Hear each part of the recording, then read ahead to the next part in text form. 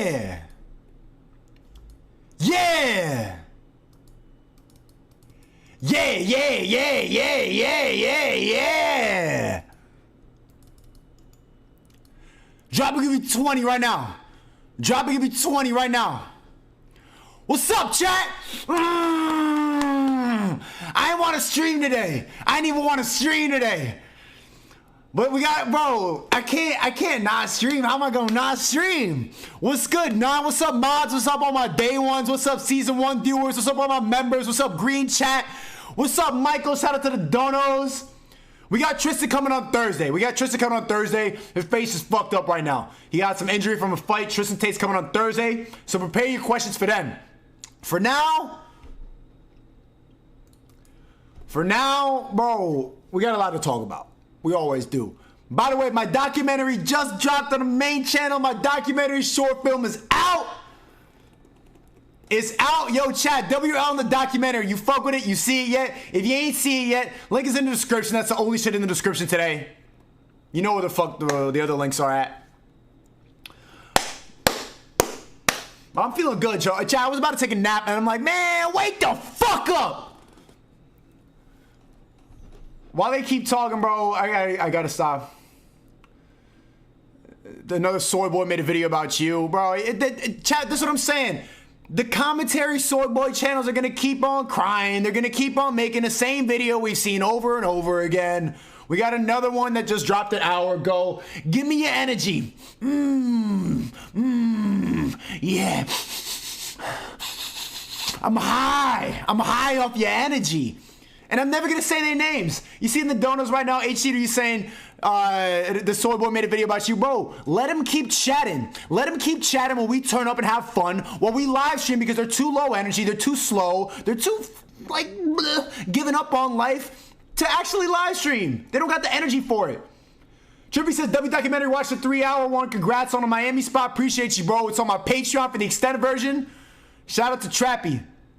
Trappy, I think I've seen you in the Discord before. He saw the 3-hour version. The edited up version, yo, thank you, Flame, is on my main channel. Chat, WL in the documentary. I didn't see it. I mean, I didn't see the chat. I saw the shit.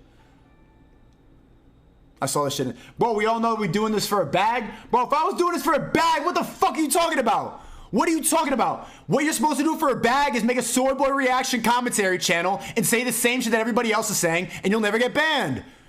Bro, I don't get any sponsors. I've never been on trending. I have a strike on my channel. Everybody wants to get me deleted. I have the lowest CPM of anybody I talk to. Chat, can we spam some fucking L's for people thinking I'm selling out? Because if I was selling out, I would not be talking about the shit that I'm about to talk about today. We're getting deep into the conspiracies today. We're getting deep into the truth today in Minecraft. L, exactly, bro. You know damn well I ain't sell out. If I sold out, I'd be making the videos about the same shit that you know. The reason you're in my live stream is that they cannot compete with this energy. They too slow, they're too boring, they're not as funny. It is what it is. Check, give me 20 push-ups right now so you don't end up like a fucking lame-ass Soy Boy. Ready?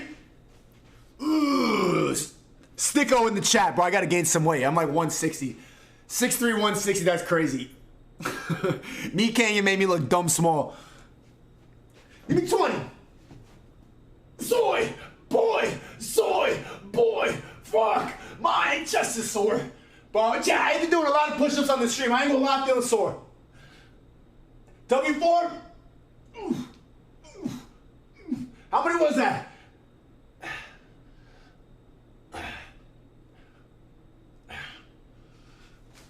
Let's go.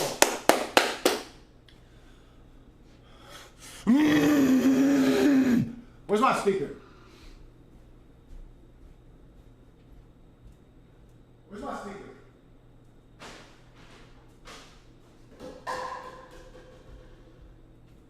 Chat, where's my speaker? I don't give a fuck. I don't need no speaker. Alright, welcome to the fucking show. W form? That was good, right? Alright, bet. Sorry for that. Pause. Wait. Okay, cool. Who? Behind you? Shut up. Wait, what? Tristan stream on Thursday, chat. Can you tell him for everybody's question every time someone's in here? Tristan got his face fucked up. He's coming on Thursday. He's coming on Thursday.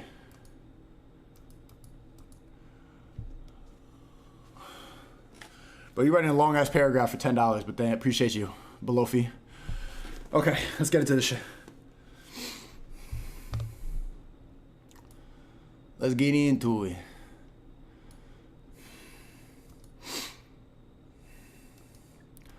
All right. All right. Okay. Chat, we got into the soy boy!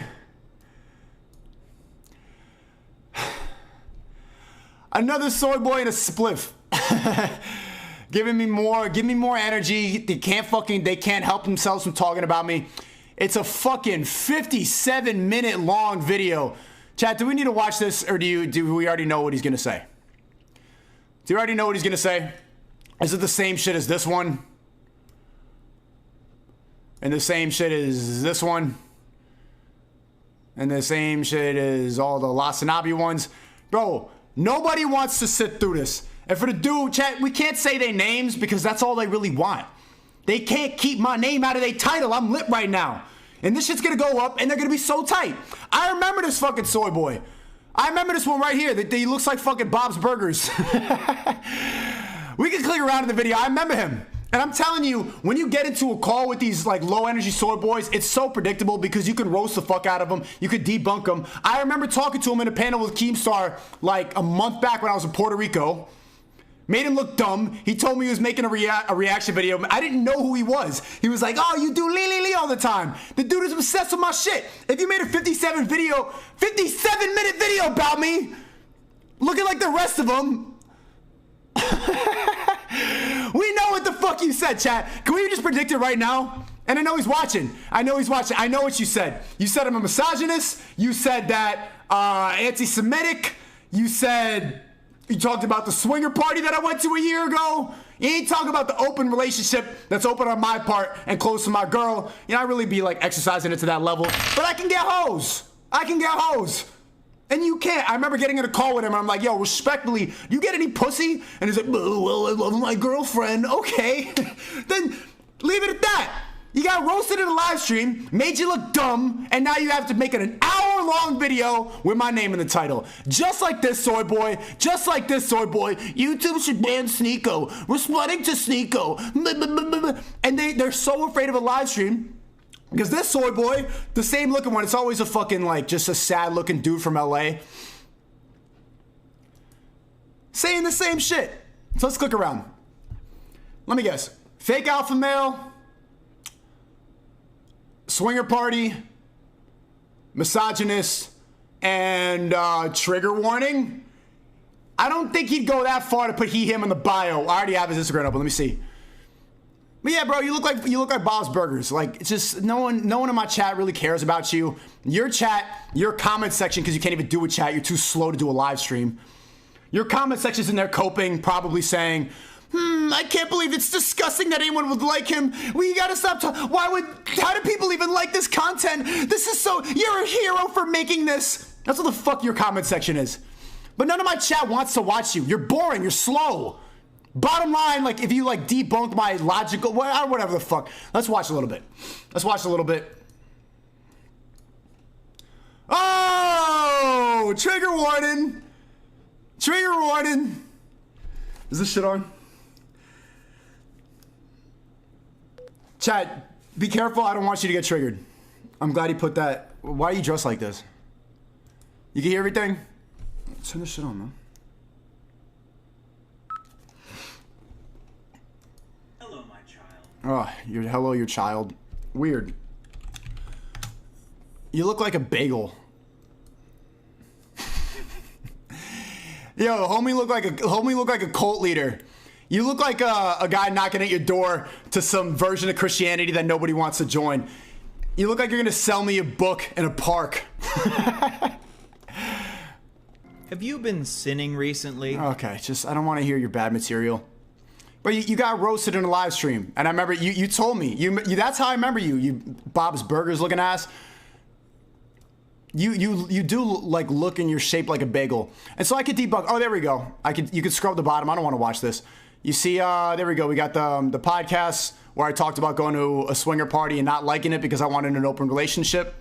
And so I felt guilty, and I went to a swinger party to go see if it could be fair for both sides, and I realized it wasn't. Every single one of them brings that up. And what else? Hasty generalization, hypocrisy. Look how much research he does. Look at that. He's got clips from my stream.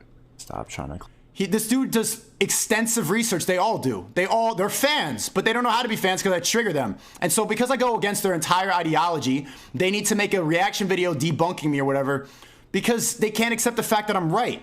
And you want to know how I'm right? I could probably find it on Instagram. Okay, look how many clips you got on my stream, bro. Fans. I've never watched your content. I'm never going to. I'm never going to say your name. And you're borderline obsessed, bro. Look how many... Sneako's bed in the background of his videos? Ooh. Bro, you're looking at the bed in the background of my videos. It's just, you know what I'm saying? Another one in a spliff, chat. Another one in a spliff. Let me go to his Instagram and tell you why he needs... Without watching it, tell you why he needs to hate me. Look at that. Look at you now. This is you today.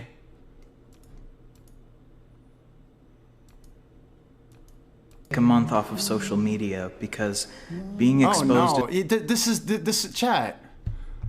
Bomboka! Oh no. Oh no. as an abuser was very difficult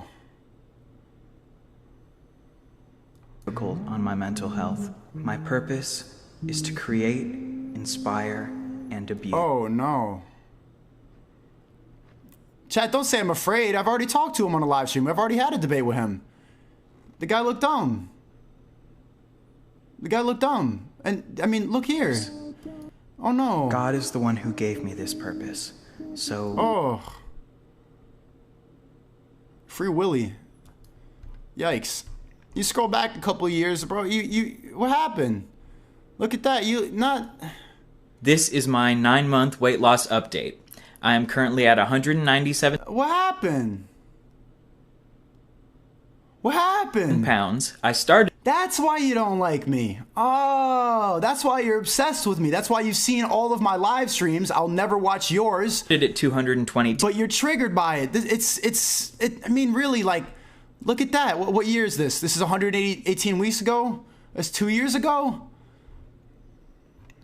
Go back even further, like, you don't... Okay, well. All right, you got a lot of pics up, man. Here's a girl. All right. Let me not be disrespectful. God wouldn't want me to go make fun of a man's wife. I have a real girlfriend. She's from Australia. Yeah, okay. You get the point, right? You get the point, right? Don't say I'm afraid of watching it. I just don't want to watch an hour of him talk about me. They say the same stuff in every single video. All right, you want me to go back? Let me hear it. Okay. A big stuffed teddy bear. On social programming. All right, let's see. Hasty generalization. Next, we'll look at the fallacy of hasty generalization, which is drawing a conclusion based on a small sample size rather than looking at statistics that are much more in line with the typical or average situation. Sneako will regularly make judgments about women that are based in his own you regularly watch my videos, man. anecdotal experiences rather than being based in reality. For example, one Chat, you already bored? But you gotta get a new haircut, man.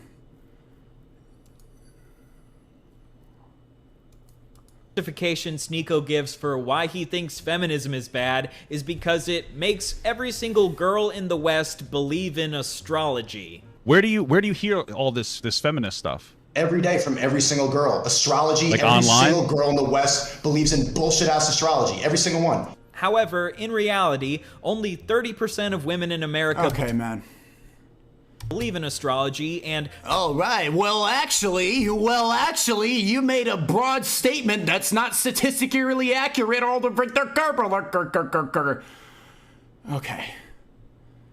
okay 25% of men in America Humpty Dumpty believe in astrology. Only 5% more women believe in astrology. You realize that there's language sometimes when you say, like, all these girls believe this. I haven't met every single one. You didn't debunk shit. You get what I was saying. You understand the point that I'm making, that most girls believe in astrology. Well, actually, this study shows that I put on a suit.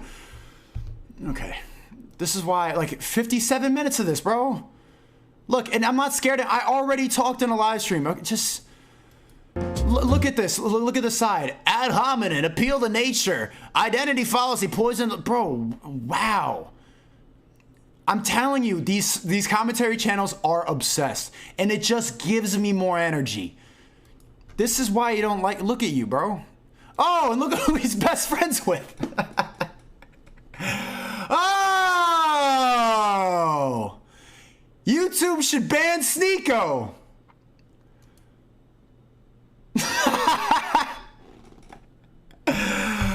I'm still here. I'm still here.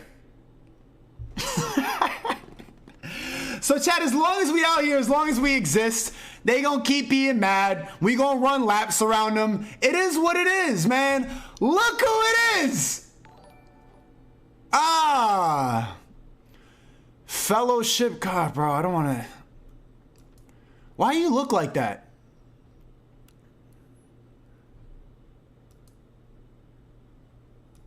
You get the point, right? Can we move on? Same as this. Same as all of them. Just, of course. This is what I mean by predictable. This is why we don't need to watch the video. We know what he said. They just want me banned. I get them tight. I don't care about them. Move on. All right? Clip done. Thanks for the reaction video. Bye.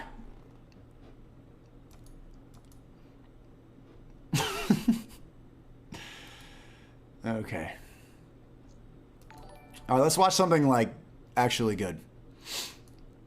I want to watch, bro, I didn't know that Tate and Alex Jones did the two most canceled men in the world, but Donald Trump could join this call.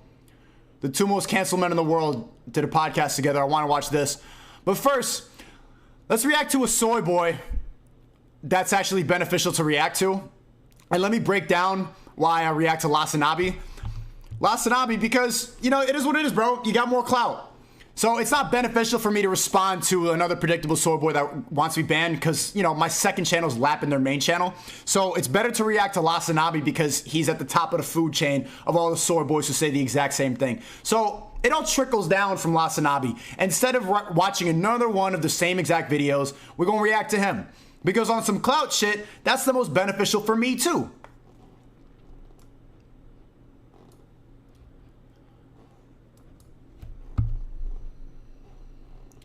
Someone put this in my Discord.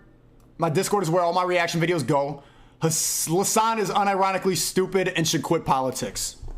Bruh. Hassan is the biggest political streamer on Twitch. America deserved 9/11, dude. We fucking totally brought it on ourselves, dude. Holy shit. He's a dude, literally, dude. Bomboka. All of them trickled down from that. Literally, dude, 9/11 was deserved by the American dude. Like, dude, that's like problematic and toxic and disgusting, dude. So let's just react to him. That's better. Socialist who routinely criticizes the rich while spending money on extravagant luxuries of his own. La, la, la, la, wait till I get my money. Eat the rich, right? I mean, right. He owns a $200,000 luxury Porsche, living in a $3 million luxury home. Socialist role, right? Often relies on using other people's content to entertain his viewers, either when he's too tired to entertain, or he's cooking, or eating. When people confront him or offer solutions on how to go about in the future, like pausing the video when he's not there, or giving proper credit to the creator while reacting, he dismisses it, using over-the-top exaggerations to make the concession seem unreasonable. Dude, what am I supposed to do? Die? Like, I don't understand. Yes, die. That is wow. Clearly what that comment is demanding of you. But when people clip him using his content in a way he doesn't like, he threatens to strike them. Why are they clipping me then? Like, if my own fucking clip channels are clipping all of my videos to make money, why are you fucking clipping wrong information then? Dude, literally, dude, why, dude? If that's the case, then fuck you, dude. Dude, fuck you, dude. Make me DMCA your bitch asses. Everything I said about Biden is true, you fucking idiot. Hey, Westiny in the chat. Yeah, what the funniest part is, Destiny's the only liberal capable of debate, capable of conversation without getting triggered. Every single one is Run Ricky running. Afraid. Like the first soy boy that just made this video. I didn't know who he was. And he told me back then, a month ago, he was working on a... There we go. There's 2 months of work in this video right here. I get in a call and you look dumb. The only leftist, and that's why he's my friend now. I would consider Destiny a friend. The only one who's capable is him. They used to be friends. You know that? These two used to be friends. And Lasanabi's scared. He is scared of Destiny now because he actually makes some good points. I gotta give it to him. The one blue pill liberal who's capable of discussion. I'm gonna let him have that. He's made me look, the first debate, I ain't gonna cap. I looked a little dumb. Second one, you gave me the W. I ain't gonna forget that. The first one, I wasn't prepared. Dude's a master debater. He had that one. I was impressed. He didn't change my mind. The dude trusts the government. Low-key might be a Fed hired by Hillary Clinton, but at least he can talk. The rest of them are so deep into their feelings they don't know how to. And he is triggered. Lasanabi is triggered. He'll ignore this. He'll react to so many other things. He'll react to every single part that every single other soy boy's saying, but he will ignore the fact that he's Run Ricky running from Destiny. It's always you think black people. What a fucking liar, dude. When I compared the quartering to Assad, Dude, like, literally, dude, what the fuck, dude? wasn't exaggerating. They're both people that will pander to their team at all cost. Two sides of the same coin. It's like looking into a mirror. Seriously, you should do it. You need to. I'm a big guy. I get sweaty. You know, you get that crotch rot. Well, don't stress, Jeremy. I have the solution for you. Scentbird is a fragrance subscription service, and just like... Bomboka! Not sure what you're looking for. They have this amazing. Thank you, Scentbird, for Shut up. We gotta find. Hassan is a political streamer, the most popular by far. And look, I'm not someone who claims to be very knowledgeable about politics, but even to me, it seems like he has some pretty crazy takes. What the fuck? What the fuck is wrong with this dude? Didn't he go to... Dude, 9/11 should have happened, dude. war and like literally lose his eye because some mujahideen, a brave fucking soldier, fucked his eye hole with their dick? Isn't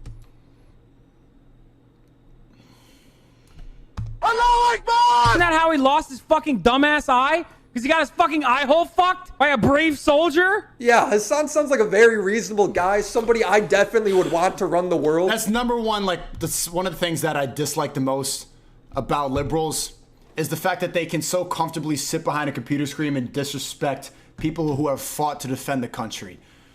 Whether or not you support the war, like if the politics aside, they put their life on the line for you to go disrespect them in a camera. Pussy. His pitch for a more civilized utopia sounds amazing. I am an advocate, and I am of the mindset that civilized countries allow its citizens to fucking brawl with cops. Yes, this sounds very civilized. The only countries outside of the United States where people can't fucking brawl with cops are dictatorships. What? All right, brawl with me then. Chat, you know, like one more time, that's why I got suspended on Twitter. I challenged him to a boxing match. I said, I'm gonna break your face even though you weigh 230 and I weigh 160. I could fuck you up. In Minecraft, hypothetically, because no violent conduct. That's why I got suspended. So this dude will run around and say, all cops are bastards. You should be able to go brawl with cops. And then you can't even get in a boxing match. And when Sam Hyde challenges him to a fight, literally, dude, talking about violence on the internet, dude, that's kind of problematic, dude. Pussy. I think it shows that it is a civilized country if citizens have the same level of rights and protection under whatever constitution they believe in, where, you know, they can fucking brawl with cops. Can you really just brawl with cops in the UK and Canada? That sounds unlikely to me. If you can't already tell, Hassan likes to take some polarizing stances on things, where he will talk about his opinion as if it is the only acceptable take. This gets him into some sticky situations at times. And if you think like that, you should openly have debates on a regular basis, which I do. I know I talk crazy on a stream. I know I got a lot of wild, controversial beliefs, but I regularly talk to people who disagree with me. I am willing to put my ideologies on the line. That's why I talk to Destiny so often. He's the polar opposite of me, and that's why we get along. Because we can disagree, we can have confrontation, and not get triggered, dude. If you are so set on your beliefs, then you should be willing to argue them. but guys like Lasanabi aren't. Why? When US intelligence said that Russia's invasion of the Ukraine was imminent, Hassan was skeptical. What's up, folks? I'm live and alive, and we got a lot to talk about. I was right about Ukraine. That's right. War is not imminent. Oh, shocked to find out. Anyway, we're going to talk about that and a bunch of other stuff, so get in now. But honestly, saying Hassan was skeptical is completely underselling his verbiage. You would have thought he had his own intelligence agency feeding him information with how confident he sounded. I think maybe I'll tell my editors to do this, but I think I'll just change I'll change this every day to Ukraine has still not been invaded by Russia every day. Change it to Russia still has yet to invade Ukraine. And it's like day 11 at this point, you know what I mean? He says that like it means something. What, is he complaining that they're late? Guys, it's been 11 days. What more proof do we need? They'll never invade. 11 days? Too long. He was posting J-Station memes, making fun of people who were worried about imminent war, and when Russia finally did it, making his coverage look utterly ridiculous, you'd think he'd apologize for going about things so arrogantly. And to be fair, he kind of did. The video was titled, "I was wrong about Ukraine." So does he actually admit that he got stuff wrong? Yeah, I mean, he's got little choice, but in the same video, he simultaneously continues to make claims about the conflict that he has no way of knowing about, and ultimately would be proven wrong again. The reason why I'm saying a lot of the information that's coming out of the State Department is wrong or outright false is because what I'm showing you right now is literally fucking dude. People talking about like bombing Kiev. Okay, their take was Ukraine is going to be invaded, Kiev is going to be invaded by Russia. That is insane. That's psychotic. So in his apology video for his arrogant and baseless predictions on Ukraine, Hassan makes more arrogant and baseless predictions on Ukraine. Only Hassan, dude. He's also taken weird stances like condemning his chat for comparing Putin to Hitler. You feeling bad about the Crimean annexation does not change the reality of the Crimean annexation being a completely justifiable fucking act by the Russian government, okay? So that's it. That's fine. And Hitler invaded countries based on Germanic ties at first? Yeah, dude. Talk to me when he's fucking throwing Ukrainians in a fucking... What are you talking about? Talk to me when he's throwing Ukrainians at a concentration camp, okay? Hitler wasn't fucking bad because he decided to invade Austria. He was bad because he was fucking killing Jews, okay? That was the problem. He wasn't like, oh yeah, we're gonna fucking annex territory with like Germanic people in it. That wasn't the main problem with Hitler, I think. Who says this? He seems more passionate about this than the actual invasion. That wasn't the main problem with Hitler, I think. That was like maybe 8th down the line. Well, I'm glad we cleared that up. I made out with so many girls. Made out with every girl in the world. If you can't tell, Hassan is very stubborn. He likes to argue, so he often gets caught up on weird, seemingly insignificant things. You see, cracker is a really important word to Hassan. He spent an awkward amount of time trying to explain why it's a cool word to use. Slur cracker is not a slur. Cracker is not a slur. Cracker is not a slur. Sussy. Is it? Is it not? It's not. It's not? No, it's woke and cool because that's what Twitter told me, even though I'm literally a white dude. Dude. No, of course not. Cracker is... The way you said it so loud. Cracker is, has, even in its etymology, it's something I've talked about so much. It's 100% a slur, but it's just okay to say it because the woke mob is able to hate on white people openly, and it's fun, it's cool, it's quirky. It's part of the, ooh yeah, white people are bad, literally bad. So people like him, even though they're white, feel comfortable saying that. People like him comfortably say, 9/11 was deserved, dude. But try to get him to say the N-word.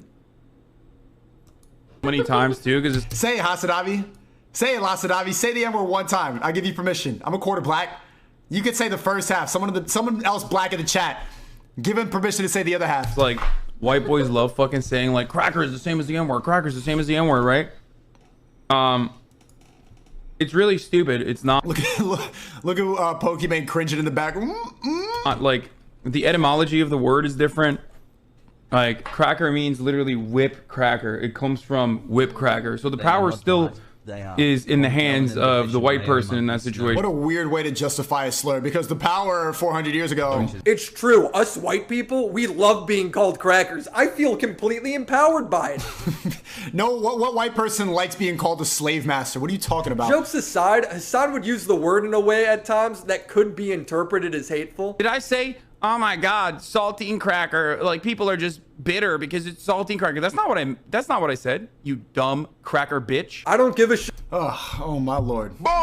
If he calls people crackers, I just think his logic is hilariously bad. This tweet of his is one of my all-time favorites. Absolutely insane. Twitch banned 2 of my mods for using the word cracker. One is black and the other one is brown. Does Twitch actually believe cracker is a slur? How is it not a slur?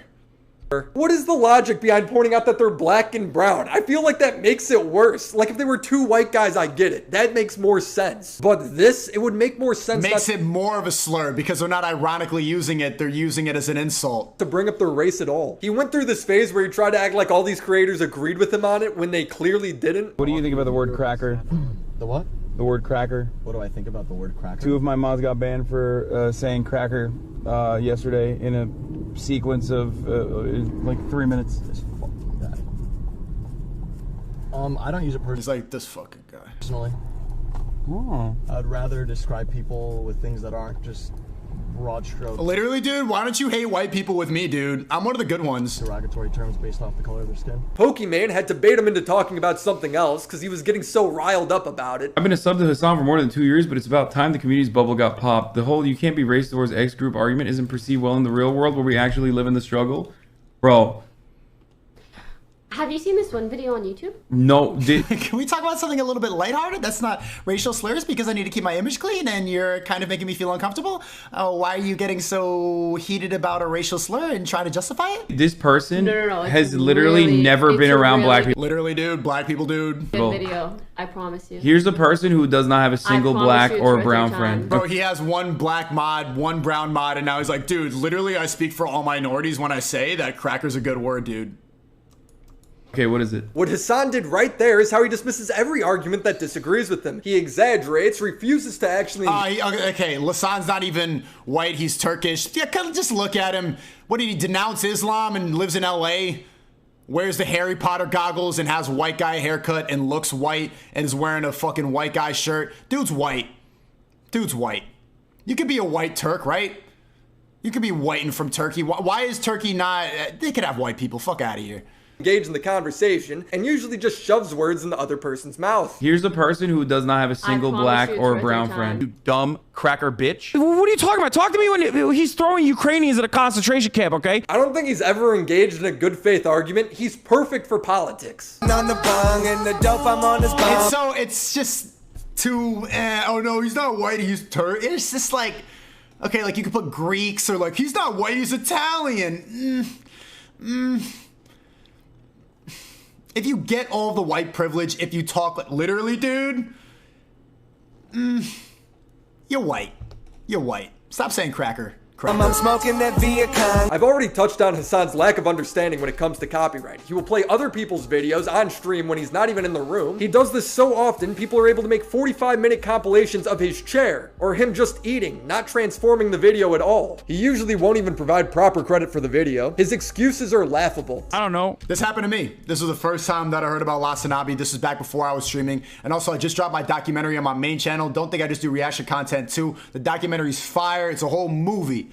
They're not going to react to that though. But I made this video called How to View Women, and I saw Lasanabi eating and going, dude, this is like an incel, dude. And I'm like, what the fuck? You added nothing. You weren't even funny. You didn't add a joke. You're not gonna clip this up. You just wanted to yell at your 40,000 people and have nothing to add. At least when I do reactions, I am doing a YouTube video every single reaction. So I feel the need and the pressure to have to do something. This dude is literally, dude, I hate this. This is bad. I'm like, this is streaming?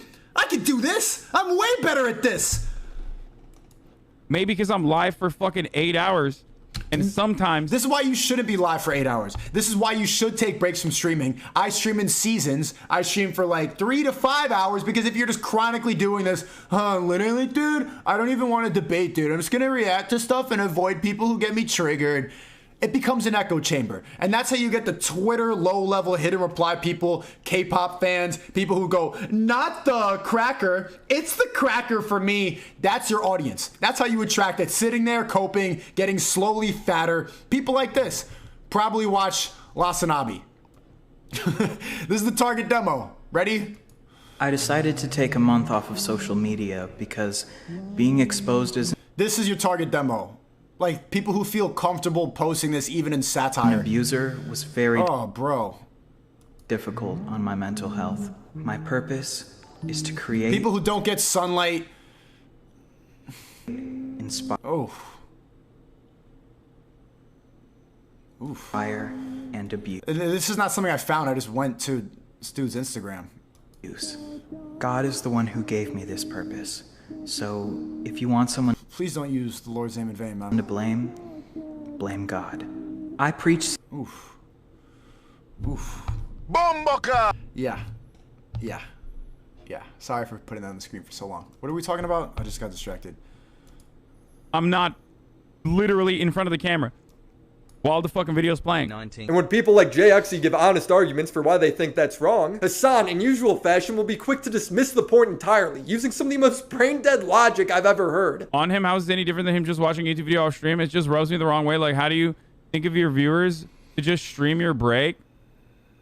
Dude, what am I supposed to do? Die? Like, I don't understand. This is Hassan. This is why you can't debate. Like, what do you, like, want me to, like, put a trigger warning and die because you disagree with me? That's why people get so surprised, and I'm so surprised I see that. Destiny was even in my documentary, and so many of the comments when I talked to Destiny, Lasan's top op, people are like, oh, it's good that people can have different opinions and still be friends. It's more fun to have people who disagree with you. It's more fun to have people who don't line up equal, because then you have someone to talk about. There's some back and forth. If you're just around people who think exactly the same way, doesn't it get boring? That's what I never understood about the internet and why they're so surprised that I could talk to Destiny, or like my friends in real life are all way different than me.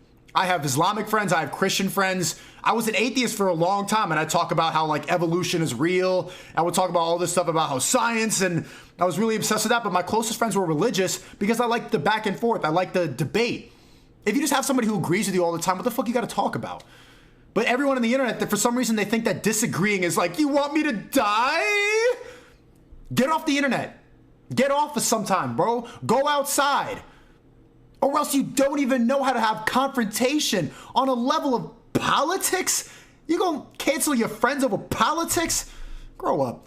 Doesn't matter if it's a serious issue like Ukraine or a simple complaint about how he reacts to videos. He will always dumb down his critics' arguments to such a laughable level where it's hard to tell if he's being dishonest or if he's actually just that stupid. You could leave a sign saying gone for a dump back in 5, or could just give credit where it's due and actually react while he's in the room. Doesn't seem like a lot to ask. These motherfuckers are like, dude, pee in a bottle, dude. Dude, literally, dude. No, you fucking white guy. That's what I'm saying. Well, look at that haircut too. You gonna tell me that's not a white guy haircut? You know, minorities in the chat. You gonna tell me you really gonna try to say that this is a POC? I hate that word. A POC. You gonna say that this is a POC? This dude looks like he's at a Mayflower dance, like an April May shower thing for British kids. Ring around the rosy, pocket full of posy, ashes. That's you. You look like you're dressed up for Sunday church. By Nancy the maid. Oh, come on, Lasan. Let's go to church. No, mommy. I want to ride on the pony. No, mommy. Mommy, Lasan cannot debate destiny. Oi, mommy, have a bath. Mommy, I want a bath, dude. Literally, dude. Dude, mommy, dude. I want a bath. You gonna say this is a pack? Fuck out of here. This ain't no person of color. Oh, he's Turkish. Shut the fuck up. Allahu Akbar! Didn't he famously denounce Islam? Look at that. You are really going to sit here and call this a minority. Mommy! Anything from the trolley? Sorry, okay. Glue eater? Just pause the video till you get back from the bathroom. Engage with it. Give proper credit. This stuff is so simple. When Hassan makes false equivalencies, sometimes people in his chat call him out for it. Even when he reads it though, he doesn't engage. He just chooses to ignore them then. I'm right and you're wrong. Okay? I'm right and you're wrong if you don't recognize that. Now, is there a difference between playing a video game on stream and playing a TV show on stream? Yes. Not really, no. Yeah, but a video game's point is the interaction. Watching a video doesn't give that. Great point. I wonder how Hassan will answer that. Yeah, but a video game's point is the interaction. Watching a video doesn't give that.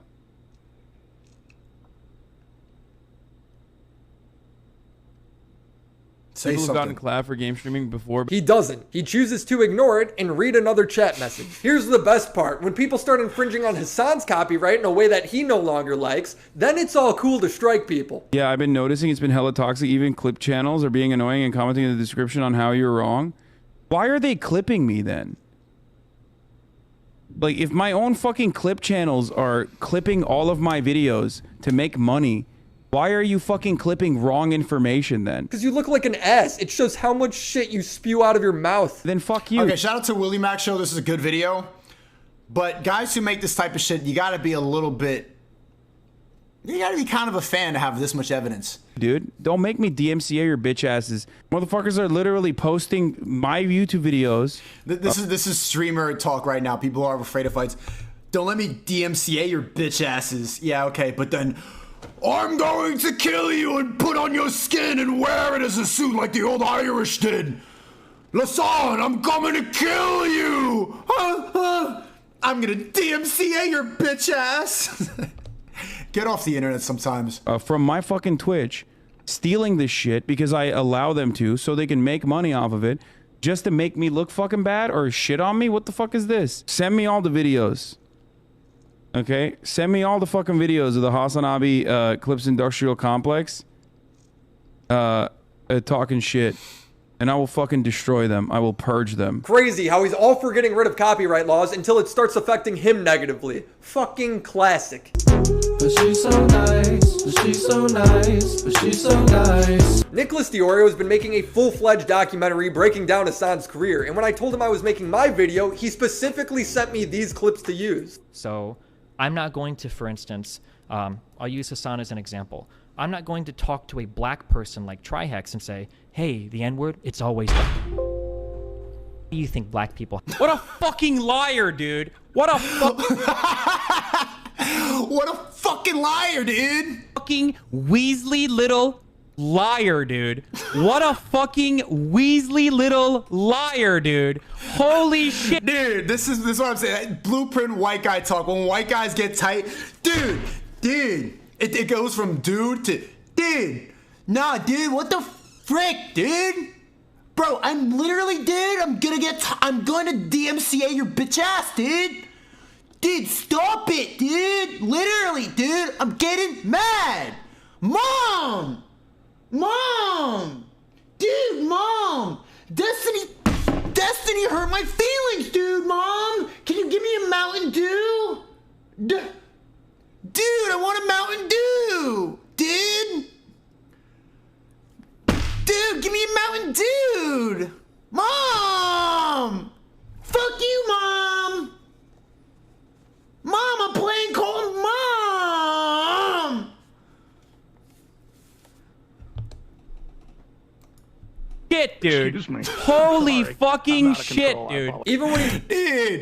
Dude. Okay. Just playing a game, he'll get so mad he'll just freak out, start punching his couch in his underwear.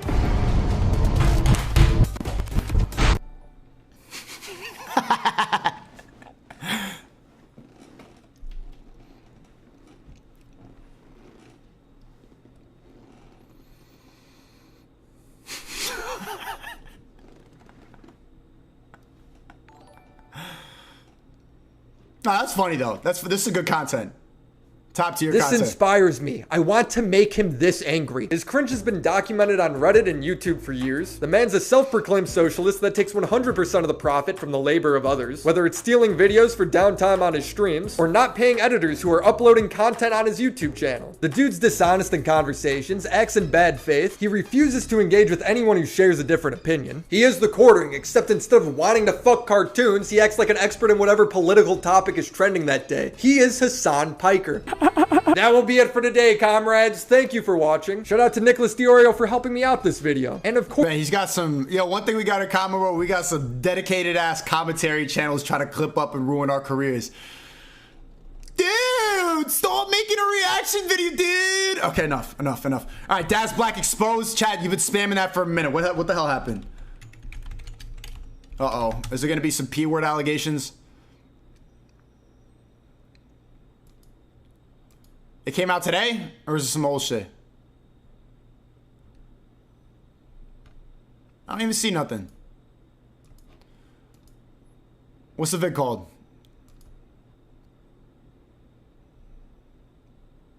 I don't see nothing. What'd he do? He Tweedledeed some Tweedledums? He Tweedledeed some Tweedledums, huh? He looks like it. Watch the short.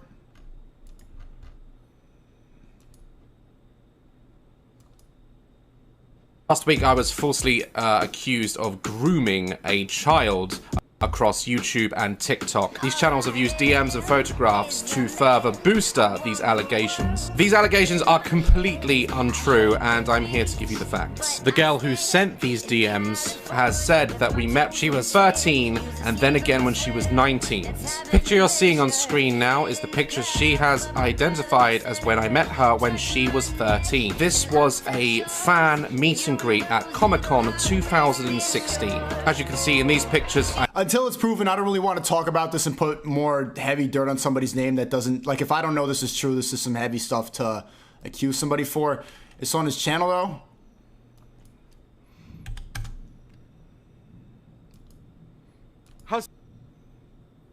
No, just, okay. It was funny, you know, he just looks just like. Hey! I decided to take a month off of social media. Is that...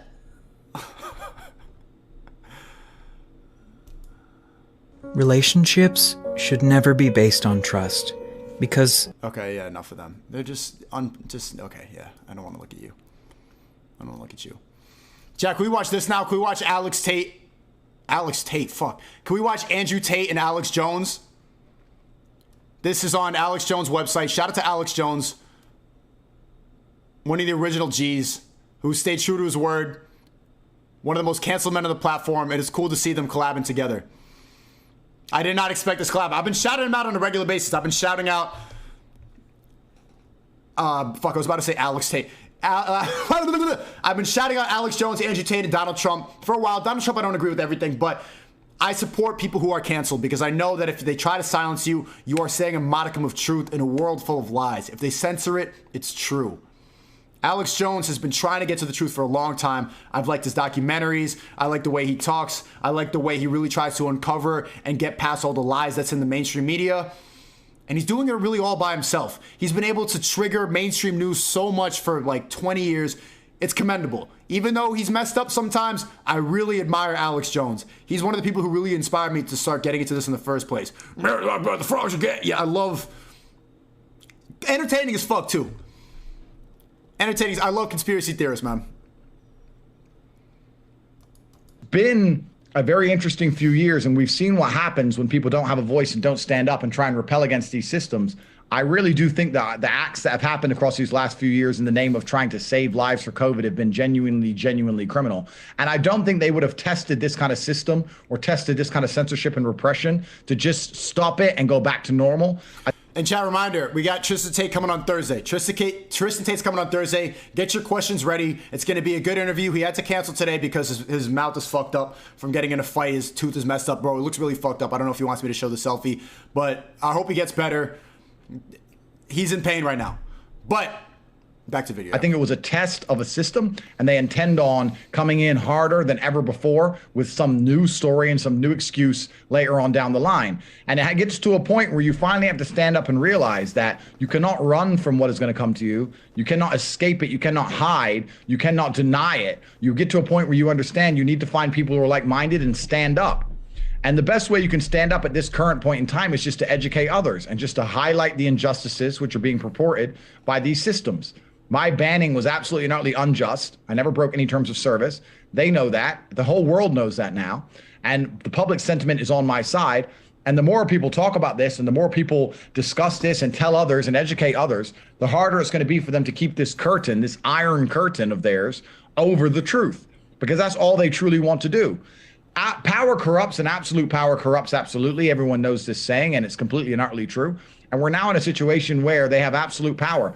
But I do believe that we're moving to a transitional period, a transitional place, and you've been a massive leader in that force. And even now, as much as they say you're banned, anybody who types your name into a lot of these Matrix-led platforms can still find videos of you. So they can't completely and utterly shut you up because people want to listen to what you have to say. People want to hear you. And it's for that reason that they fear you, because they try and take men like us, delete us, and replace us with these talking heads. But humans have an instinct, and that instinct allows us to feel affinity with somebody. They can hear your voice or mine and know they want to hear what we have to say because they know we have character and we're integral and we have morals. These talking heads don't have any of that. Chad, what do you think about the fact that I got suspended on Twitter? I have 2 guideline strikes on my channel for COVID and election misinformation. I have people actively trying to ban me, the talking heads that he's talking about, who are not capable of speaking like this, who need to have a soundtrack, who need to edit up and make a video for 2 months, clipping up and taking different segments and crafting together a video essay about why I'm problematic, misogynistic, and put trigger warnings and actively try to silence me. In a way, it almost makes you feel like I'm doing something right. That people want me gone off the platform so bad that even the system is saying what I'm saying is misinformation. I'm like, I must be doing something right if they try to silence me that bad. So when they put them there to read from the hymn sheet, it simply doesn't resonate with the youth of today. And that's how I managed to become the most Googled man on the planet, by just telling men the truth about the experience they're going through and the life they're going to live. It's a really interesting period of human time. And I've really been appreciative also of your support and the support of the other mainstream characters who stood up and said, listen, this has gone on long enough. And I really like, Nick Fuentes made a good point that I reacted to yesterday. The worst thing that you could be in society is a bredophile, is a baby killer, is a God hater, somebody that doesn't care about any morals, people who celebrate demonic behavior, people who twerk on the devil in the name of entertainment. That's the worst thing you can be. People who are completely against any sort of morals. But what they've brainwashed you to believe is that the worst thing you could be is a racist, a misogynist, incel, problematic, toxic, which are just words that everybody like me gets labeled as, no matter what. I haven't done anything. I really haven't. Everything bad has been all me talking about it online. I'm so confident about talking about this stuff because they have nothing that they could uncover.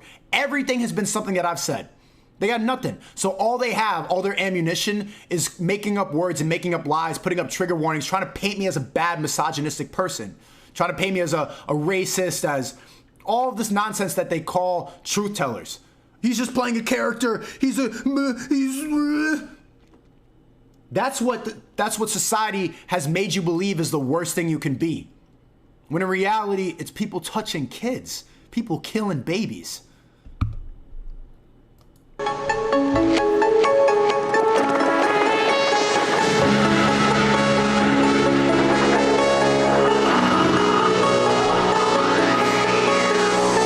I'm not saying that racism isn't bad, but everybody's racist.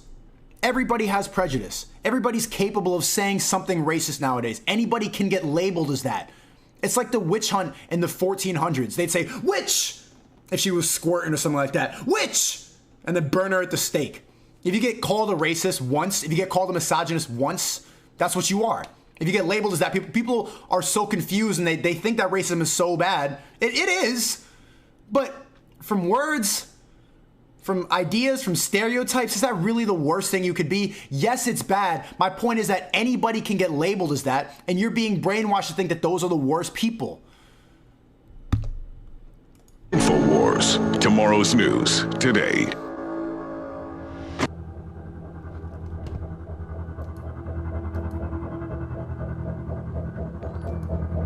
Well, I'm known as the most controversial man in America, probably the world, except now somebody's giving me a really good run for my money. And he's a good friend of mine. He's a good friend of Paul Watson. We've hung out. He's been on the show many times. He's hosted the show. He's Andrew Tate, I know the they were most friends. searched individual in the last 6 months on the internet every single day. And he is just on fire with the young people with a really good, strong, pro-human message that completely threatens the power structure because they want us to be weak, they want us to be victims, and Andrew Tate is the opposite. But what really freaks people out is that their daughters are listening to Andrew Tate. I was having dinner a few days ago with another good friend of mine that's a well-known podcaster, and he brought up Andrew Tate, and he said, yeah, it's really crazy. My daughters are big fans, and those are high school daughters. So Andrew Tate has absolutely massively and had a gigantic effect. And the power structure is insanely scared of him. Now, if he was a bad guy and had this much influence and they didn't control him, they'd be coming after him. But he's a good guy with incredible pull, and that scares them to their very core. And that's why this hour-long interview, uncensored, is so critical.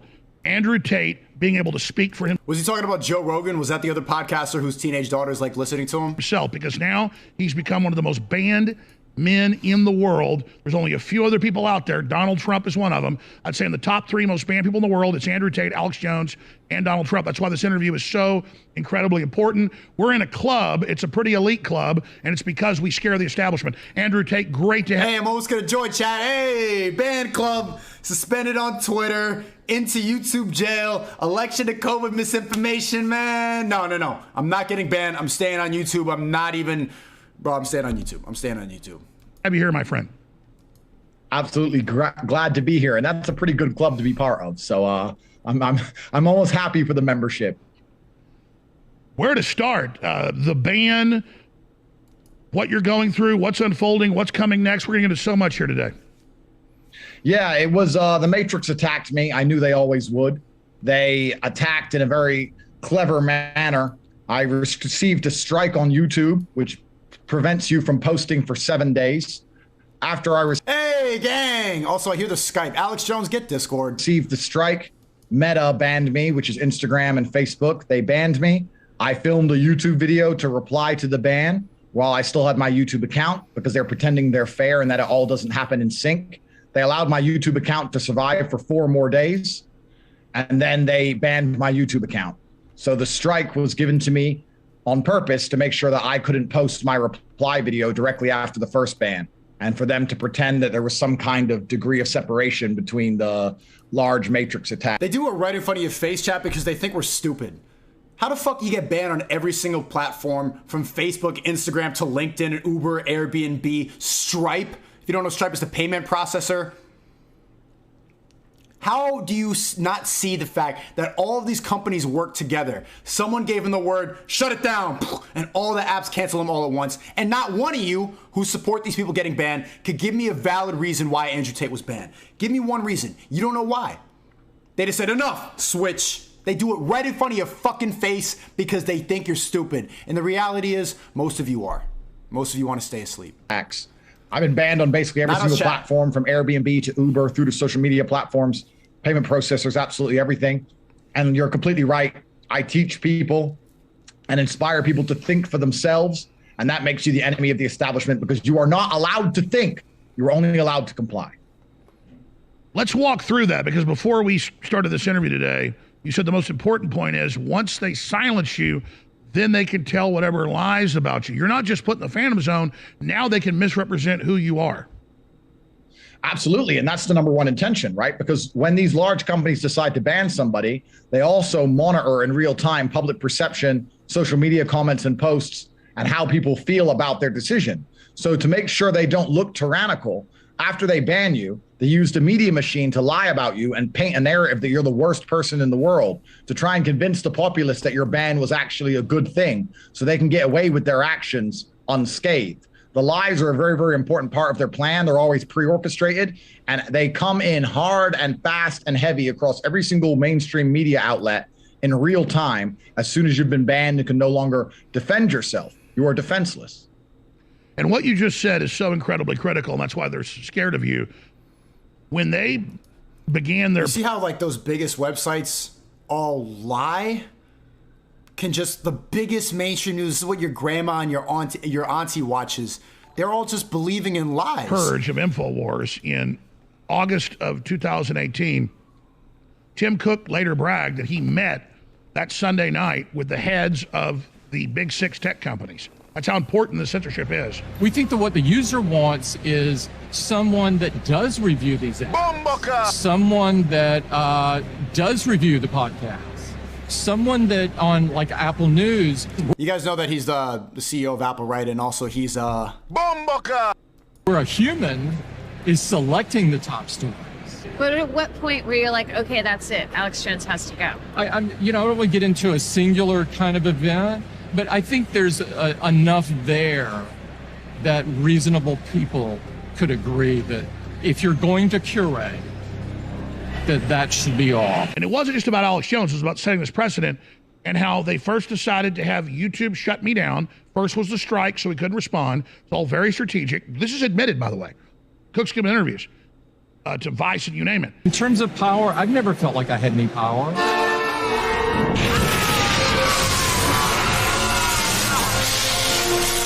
Then Facebook, Instagram, all of the major sites, over 60 of them, even LinkedIn, then banned me 2 days after the YouTube strike. And it was all very, very strategic.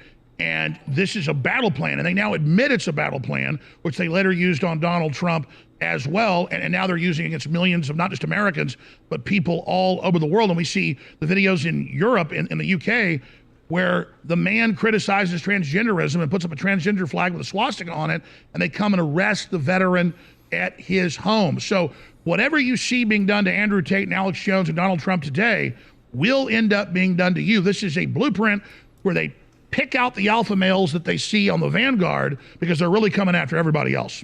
Absolutely. That's the first thing they want to do. You're right. They destroy the people who can inspire resistance amongst the populace, and they need to control the narrative. These people who I often use the popular movie as an easy way to characterize and explain my mindset. I call them the Matrix, and they are the Matrix because they purport a false version of reality for people to subscribe to so that they can be drained of their resource and use. And they literally paint a false reality. And the reason they're able to do that is because everyone who counters that reality, they attempt to delete in real time. They just did it with COVID. They convinced people that something was happening that literally wasn't even happening in real time. And the reason they managed to get away with it for so long is because every time you spoke up and told the truth and talked about what you see with your own eyes and hear with your own ears, you're silenced. They need to control the world. They call it misinformation, chat. So you can't talk about this. Certain things they can't talk about anymore. But I always say, man, if they censor it, finish the sentence. If they censor it, it's what? World and control how people think. And we are a threat to that. And that's how the gaslighting works. Let's expand on that for people that don't know what it's like to be unpersoned. And this is a forte, or this is a first look at what's going to happen under the global social credit score they've set up. They came after your banking, your credit cards, your processing. Describe for people, not as a victim, as you've said, but as a warrior at the front of the fight, how the enemy's going to attack so people behind us in the fight know what's coming. Yeah, first thing they want to do is they want to hurt your money. So they destroy your processing, your banking, anything that involves money. You're going to start being put under review or deleted and disabled in real time. Shortly after, you're right, the social media platforms ban you. First one bans you. The other ones usually wait a day or two, but they put in a strike so you cannot reply and use the platform. They put in right now, I'm not really fighting the whole Matrix at the top. Most of my Matrix fighting is against leftists who don't agree with me. So they tell their fans to mass report me. Leftists on Twitter are mass reporting my page. I'm not fighting the top people yet. I'm fighting the bots at the bottom who are triggered. They even did that for my creativity kit, my course. We have a call tomorrow, 4 p.m. When I first dropped the website, they all reported Stripe that it was a scam, and I couldn't release it the same day. My launch date for my course was fucked up because of bots reporting it. A day or two gap to try and pretend that they're not all doing it in succinct. And after that, it comes in hard and fast, from Airbnb to Uber to Discord to Gmail accounts to absolutely anything and everything. They just start annihilating in real time, wiping them off the face of the planet, and you have no recourse. While they are doing this, they ensure that their media machine is telling it the biggest lies and gaslighting the public into believing you're genuinely dangerous and deserve what's happening to you. This is a big part of it. They need the populace to believe that you deserve this treatment. So they elaborate, they exaggerate, they choose small portions of things you said, they take things out of context, and they attack you absolutely so that people at home sit and go, wow, this bad person should be deleted for my safety. Yeah. The amount of people I see who are like, free speech. L3 in the chat. The amount of people who want free speech is disgusting. Going to the gym is a waste of time. Not ban Tate. Or a lot of the stuff I say is, I don't like Tate, but, I believe in not censoring people in free speech. It's all men. He's saying vile stuff that I'm a woman. You're not. It doesn't affect you. I'm literally a woman, so I'm triggered and I'm offended, so you have to blame it because I'm a woman. So I get to decide what's good and bad. There is a whole other problem about unilaterally banning somebody, the way these platforms work together to ban somebody overnight, completely remove them. The way that I see it, Andrew Tate, because I'm very aware of You might all know of his more comments. than, because I don't know. Maybe, right? Maybe, possibly. Yeah. I see him as a hate group. He's saying stuff like that women are the property of their boyfriend or husband, whatever it is. Ultimately, what he You advocates. see how they get triggered by the most low-level shit? They ignore all the parts about how they're trying to expose the problems of the government. They're trying to expose the problems about how we're all brainwashed. They said women is property. They're so dumb, so brainwashed, they focus on the low-level shit that bots use to cancel you. They use intolerance and ignore the bigger picture. They're trying to tell you how you're being lied to, how we're being manipulated. And these fucking bots go, yeah, they said that a woman should be in the kitchen. That hurts my feelings because I'm a woman. You're so dumb. Gates is for violence against women. Yes, if you take into context also that he's done sex trafficking. Oh my God, you fucking dummies. You are so dumb. It's not true. This is what you have to believe because the bigger picture, the bigger ideas go so against everything that you live your life by. You need something to cancel him for. You need some reason, you need something to pinpoint and go, he's bad, he's a trafficker, he's this, he's a racist, he's a misogynist, he's an incel. And ignore everything else that you're trying to talk about. That's dumb thinking. And they'll make all these reaction videos, they'll make all these big projects about why it's problematic and it's hurtful. They'll put trigger warnings and lies and ignore the bigger picture. We're trying to talk about God. We're trying to talk about how the government is lying to you. We're trying to talk about how the people who control the world are demons. They touch kids on islands. All the stuff that they say is misinformation is probably what, chat? Man, he's a trafficker. You're so stupid. You know that's false. Does it change your opinion? Well, listen, 100% if he's doing sex trafficking, well, then that's... They convince the people of the world that the only way they can be safe is if people like us don't exist, when nothing could be further from the truth. And what you said again is beyond critical. The globalists even brag about this. They have the head of YouTube get up and say, yeah, my son likes Alex Jones, so I worked with other big tech to ban him. I've decided you don't get to see him. And Tim Cook said, we curated like a museum, Alex Jones, put him in the Phantom Zone. It's all coordinated, and that's what makes it illegal. Yeah, they can argue that we're utilities, but we're still allowed to ban people. We're private companies. But once they coordinate with the federal government and with Interpol and with European nations and the communist Chinese and others, now it's government colluding to censor people, and that is illegal in every Western nation. That's why lawsuits have been filed against Twitter, Facebook, and others, because even Zuckerberg went on Joe Rogan 2 weeks ago and admitted. He said, yeah, the FBI said, don't put out the Hunter Biden story.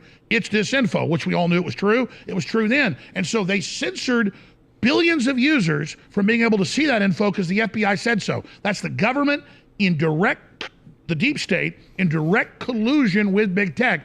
If that isn't authoritarianism, if that isn't tyranny, nothing is. Well, that's how tyranny works. One of the key components to tyranny is you have to remove all opposing sides of an argument. And that's basically the easiest way to tyranny. This is what people don't understand. If you have two sides of an argument, regardless, even the people who disagree with me, I think they should have a platform, should be allowed to speak so that we can find a way to make sure that all of our discourse and all of our narratives are tested and battleground tested, and we have a chance to explain ourselves. One, they're too afraid of debate. Two, they don't realize that you need polar opposites to somewhere the truth is always in the middle.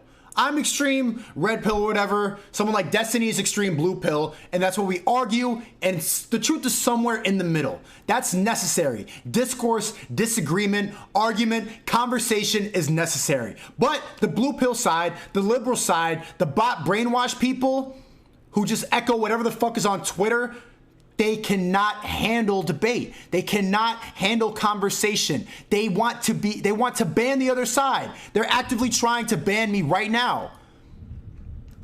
YouTube should ban Sneako. Label me a misogynist, say that I'm triggering, convince all the fucking bot people who watch their videos that I'm a bad person because they can't get on a call.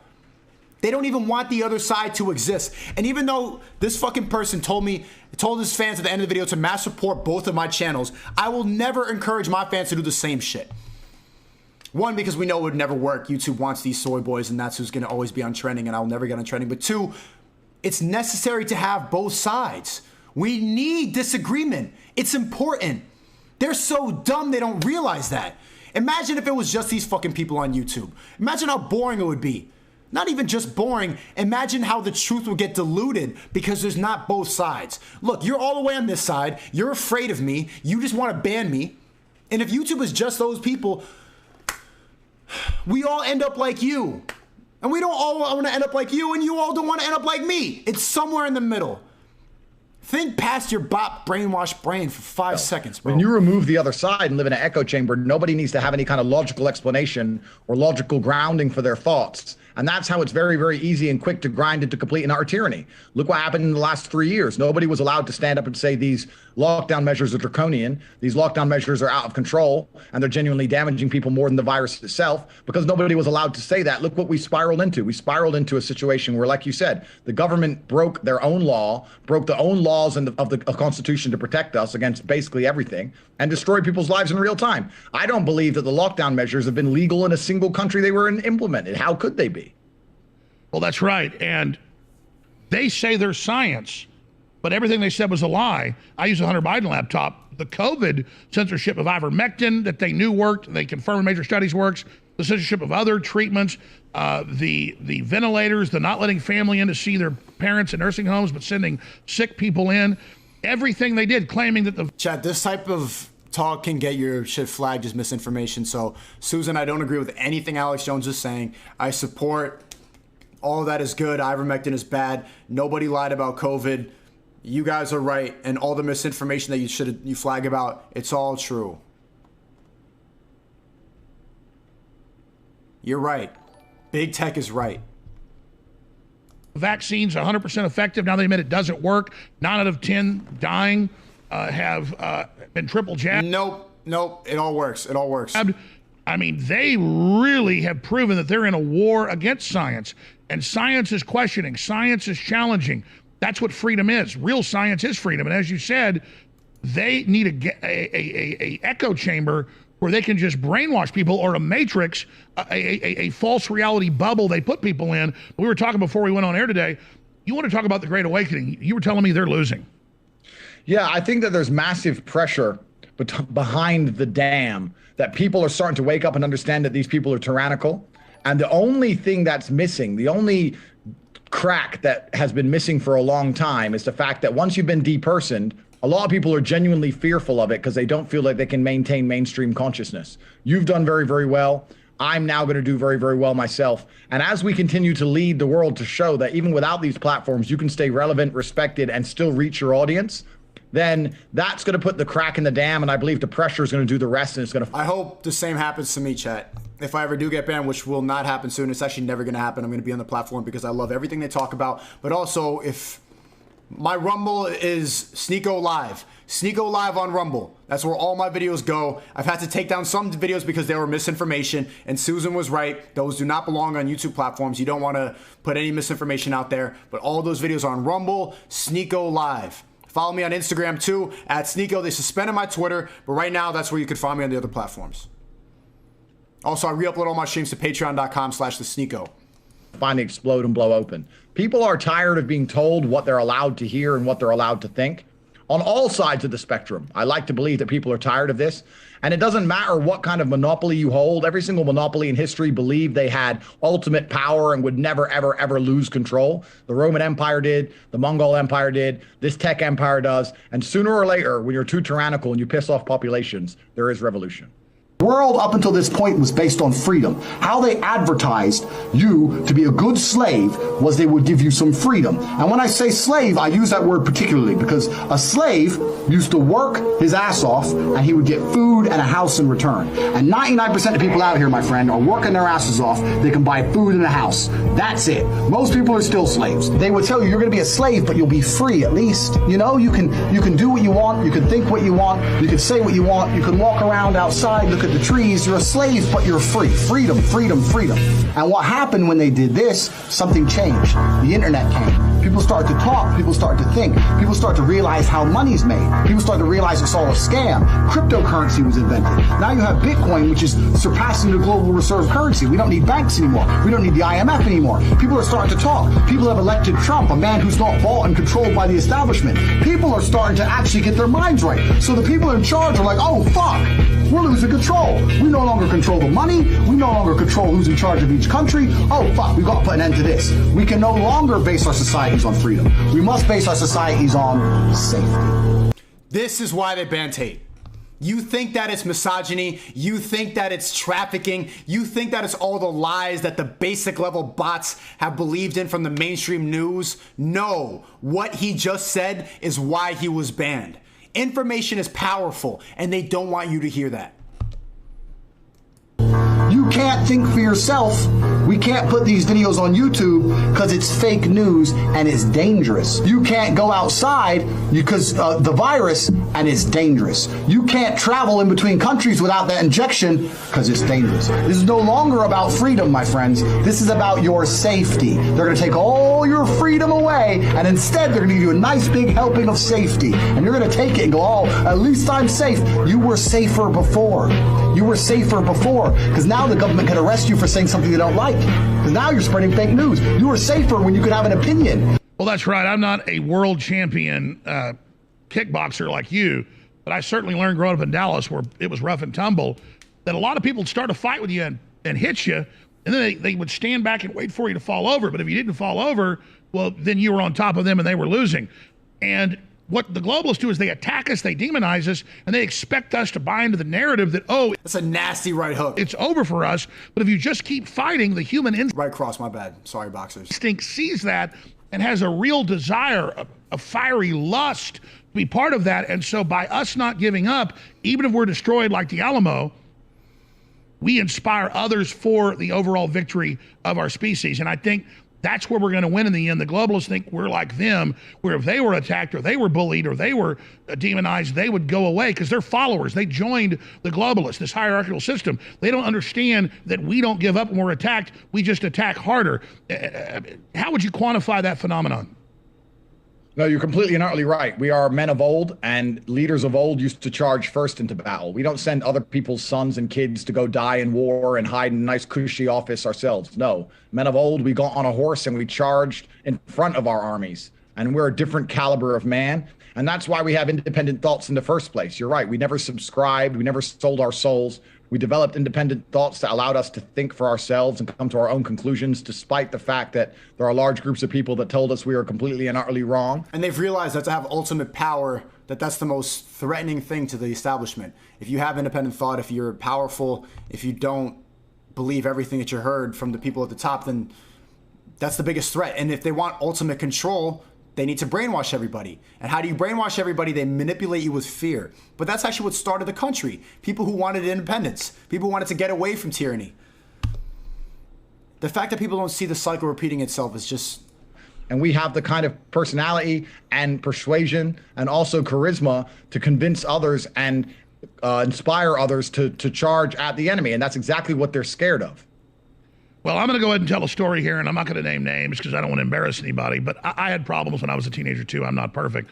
But I have somebody very close to me that got into being a victim. They were still great, but felt sorry for themselves and just was caught up in the system and had girlfriends that were liberal and just that whole sick society.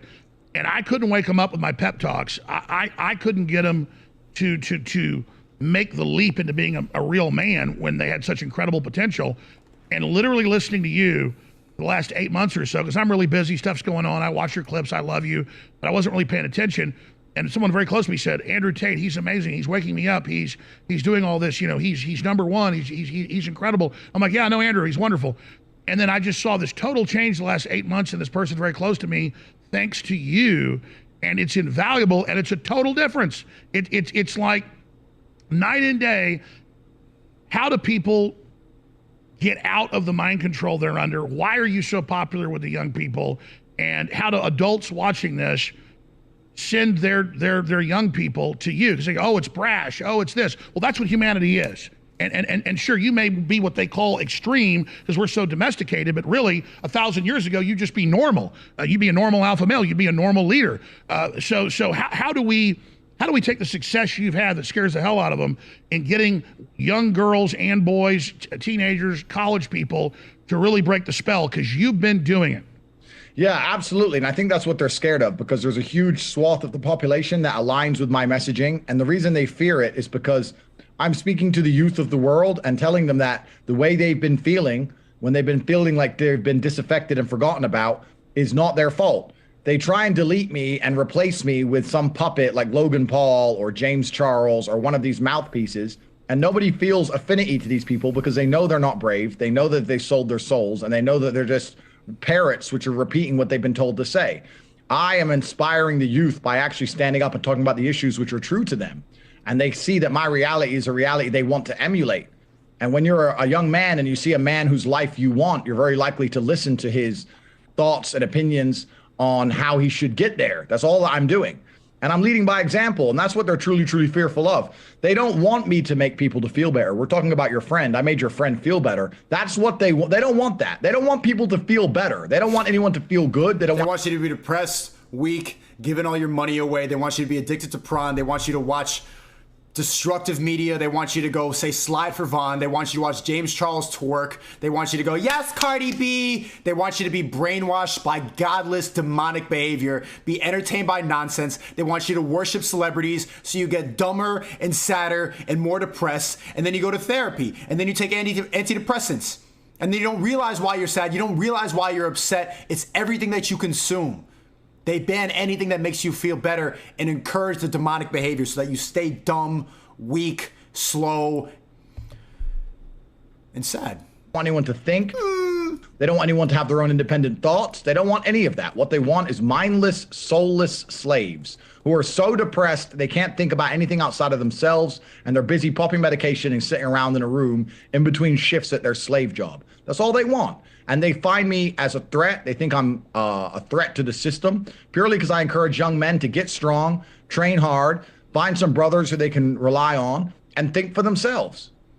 Well, that's it. And you said it, aspire to something. Young people aren't aspiring to anything. The left teaches them to be lazy, to be victims, to be depressed, and that's cool. No. When you're fighting in a business or for your family or for your life, you have no time. Getting up. You have no time to be depressed. You have no time to be weak. To be a proper provider, to be a proper person in society that contributes and does something positive, you need to be focused up. You need to be strong. You need to realize what's wrong. You need to follow God. So they tell you to do everything the opposite. Up to go to your friend's house when they need your help, and then them helping you. That's the real brotherhood, the sisterhood, the human community of being a clan.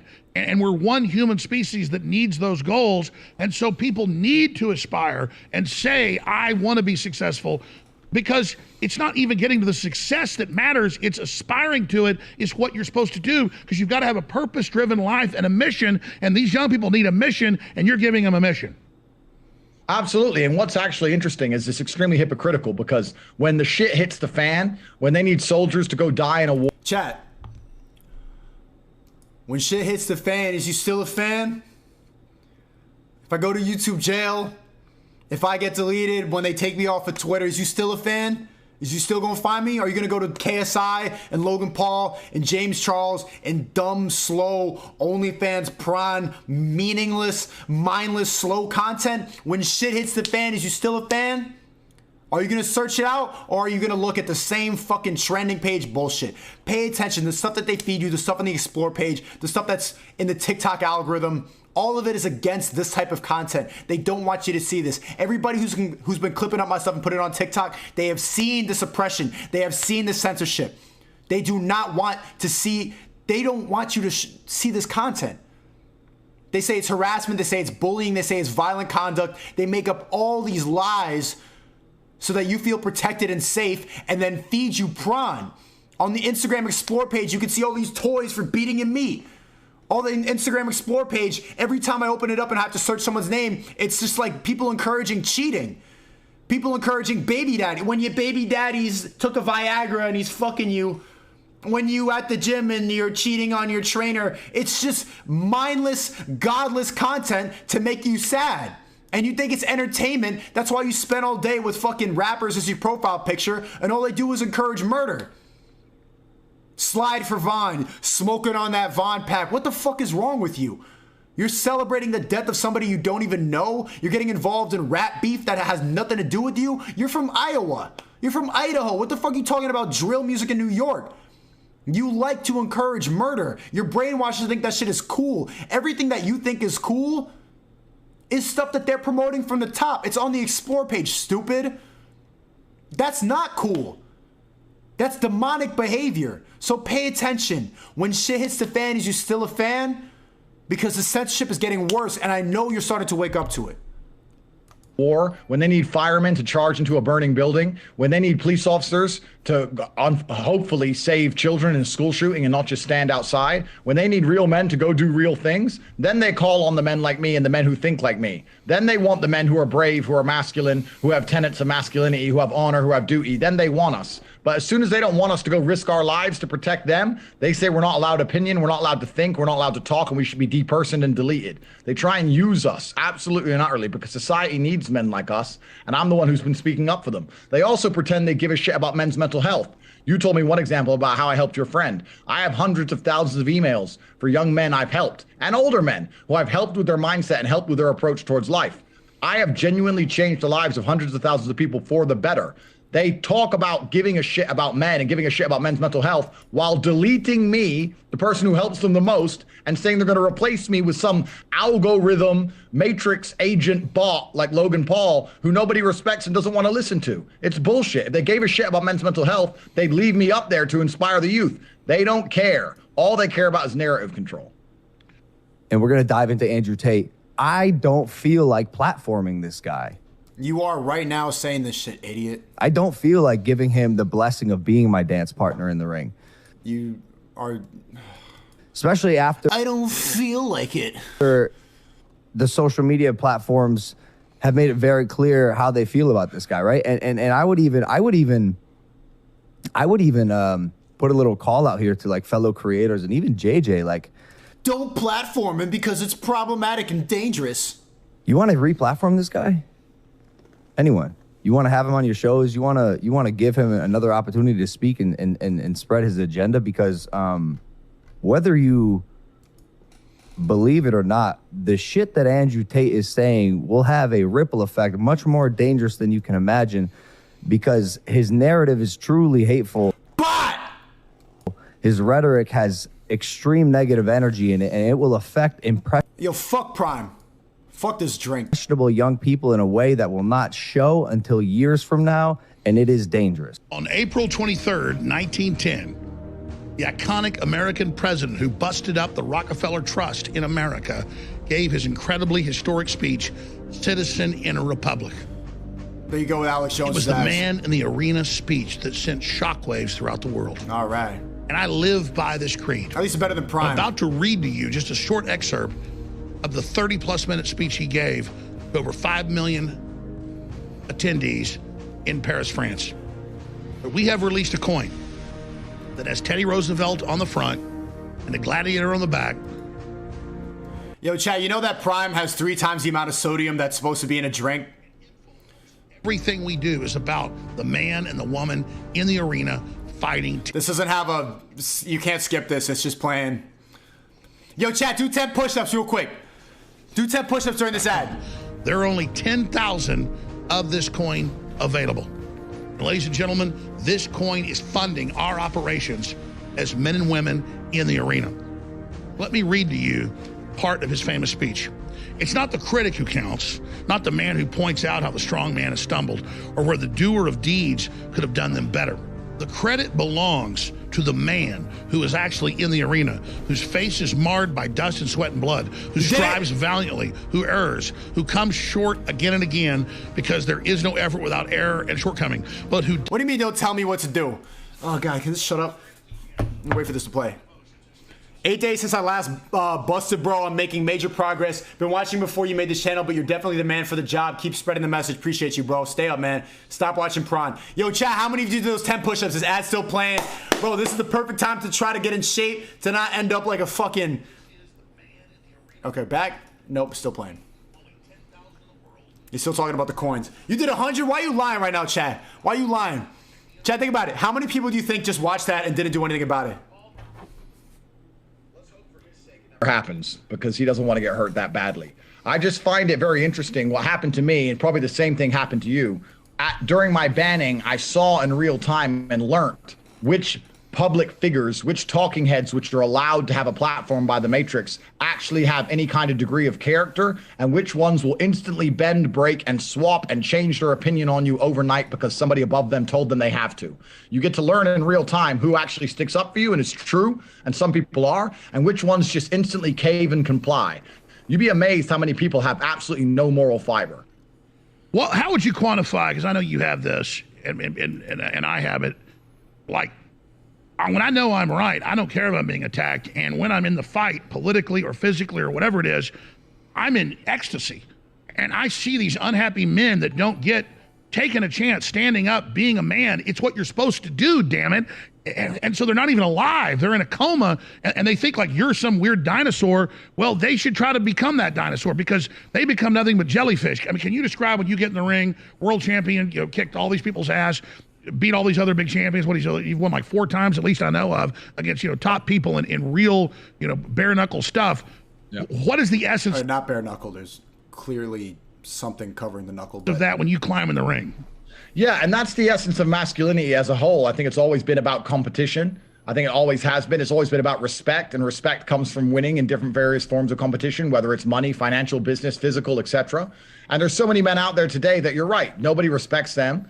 No, they are afraid of competition. They've been told by the Matrix they should be that way. They're unhappy with their lives. They're unhappy seeing others win. And then they become extremely hateful. And these are the exact people who pray for our downfall. You could line up a line of people, and I can tell just by looking at them which ones like me and support me and which ones hate me. You can tell by their stature. You can tell by the way they talk. You can tell by their confidence. You can tell by so many different things. The successful people in the world are huge fans of mine. The successful people in the world want their children to listen to me. The successful people in the world realize I'm a force for good. The people who want to... You know who the people who want to silence them look like? Relationships should... This is who wants to silence him. L3, the gym is bad for you. I decided to take a month off of social media because being exposed is... And this is who thinks Andrew Tate is problematic. This is who wants to ban me from the platform. An abuser was fair. Bombaclan! Sit and pretend that I am somehow dangerous are people who are sad, miserable, and lonely. Hate never comes from above, it always comes from below. And these people are just desperate to try and find a way to attack an alpha male, and the only way they can do that is via these platforms run by betas. They can't attack us in the real world. Perfectly said. The globalists are a bunch of wimps, a bunch of nerds who hate humanity, hate women, hate men, and see themselves really as not even human, and they think... Look at this demon, man. Is this not exactly what the Matrix looked like? Everybody plugged in while a demon lizard walks around smiling. You all plug into his algorithm, give him all your information, your fingerprints, your blood, your eye scanner, your family, your porn habits, your sexual orientation, your entire life history, where you've been, your GPS tracking, everything plugged up to him. This is the Matrix. This is exactly what it looked like in the movie. I think if they can defeat human strength of family, men, women, children, and mount our head on the wall, that somehow now they're really the alpha. Instead of becoming an alpha and competing and getting in the ring, they want to isolate us and use technology to control us so they can play God. It's pathetic. I completely and utterly agree with you. This is the first time in human history where these type of people have had any kind of influence over people like us. Before this technology bullshit, when they saw people like us, they bowed down and showed respect, or they ran away, or they complied, or they followed us, or they were inspired by us and became something better. one of a few things happened. Never in a period of human history did you have a bunch of betas, dorks, and geeks who had the ability to shut the alphas up, ever. And now they've got this little bit of control and they think they're going to have it forever. And I completely and utterly disagree with that. I do not think God will allow the world to burn the way it would burn if these people retained control. I think something has to happen. And I do believe we're at the very, very beginning of a very large movement. Well, that's right. And real alphas aren't evil. You got twisted. That's what he said to me. He sent me a voice message on Tristan's phone. He said, if I'm Morpheus, you can be Neo. You're on the Never Can Ever with me. The agenda's attacking you. And also he said to go check out my Rumble Sneako Live, which I'm going to be more active on. Rumble.com. Look up Sneako Live. I'm going to start plugging in more. I'm going to start live streaming on there too. Shout out to Cozy TV as well and all these alternative sites. But he said, if I'm Morpheus, you can be Neo. But I'm going to stay on YouTube. I'm not ready to fully go on another platform financially and mentally. I'm not there yet. I need to see. I need to be on the bot platform. Twisted people you can call alpha that are evil, but everywhere the left is in control is feces and needles and collapse and ugliness and pain and crime and destruction. Because at the end of the day, they're not leading. They're just annihilating leadership and undermining, and they're even undermining their own stance. All these globalists are building armored redoubts and fortresses, running from what they've done. They removed male leadership from the world. They set up a technocracy. Now things are collapsing. They feel like they're winning. They don't even understand chivalry. That's a liberal run city right there. That's what it looks like in a godless city with they, thems, and trans. This is what happens when we stand for nothing. We allow everything. When we say all cops are bastards, abolish the police. This is the result. LA's a fucking wasteland. Developed chivalry in the last few thousand years as we were wimps. We said, hey, let's just let men kill men and men compete. Let's not wipe everything out while we're doing it. Let's have some rules. And these guys have broken the rules. Oh, completely and utterly. You absolutely and utterly nailed it. And they don't even have enough self-accountability or enough honor or enough responsibility to look in the mirror and realize that they fucked up. They're just going to run away and they're going to hire some alpha male armed guards and they're going to hire some big strong men to build them a bunker. Once again, more alpha males. They're going to exploit alpha males because they managed to get some money and they're going to pay those guys and they're going to sit there and hide like a bunch of fucking cowards. And they don't know, because I know these people, I know you do, all of the top tier people are just can't wait to kill the globalists once it goes down. I mean, they don't understand, like their worst enemy's sitting right next to them. They are so stupid. And that's the thing. I think in real time now, we're starting to live in a period of history after the lockdown, after Corona. Now we have the problems going on in Europe with Russia and Ukraine. We're living in a scenario now where politicians in most Western countries are ignoring the needs of their own people to try and support this idealistic. This is such a W collab. The next time they need to get Trump and they need to get Kanye West. Imagine the four of them all on a call. I'm surprised that I'm so late on reacting to this. I did not know they were together talking. Whoa, you see that lightning? Is that Susan attacking? What the fuck? Shout out to Alex Jones. I'm really glad he did this interview. View or this idealistic war somewhere else. And there's large swaths of the population. Recently in Czech Republic was huge protests. France was huge protests. Italy was protests. Even in Germany, they're starting to protest. People are starting to understand their own politicians don't care about them. They're selling out their own people, selling out their own businesses, selling out their own energy sector, anything it takes to try and support some idealistic war somewhere else because they've been told to by a higher power. And people are starting to wake up saying, this doesn't make sense. Nobody's actually representing us. And public consciousness is what they have to fear. The more people learn, the more people finally wake up. The more people wake up!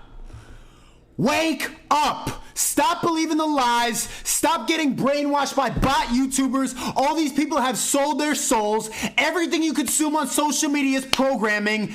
Wake the fuck up. It's time to turn against big tech. It's time to realize that they want to make you weaker and dumber and slower and sadder.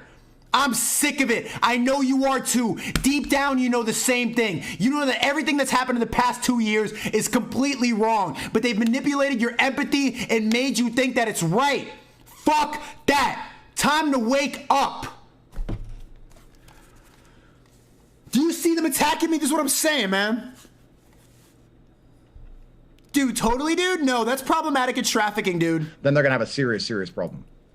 Andrew, take the Great Reset, which is quantifying what you're saying.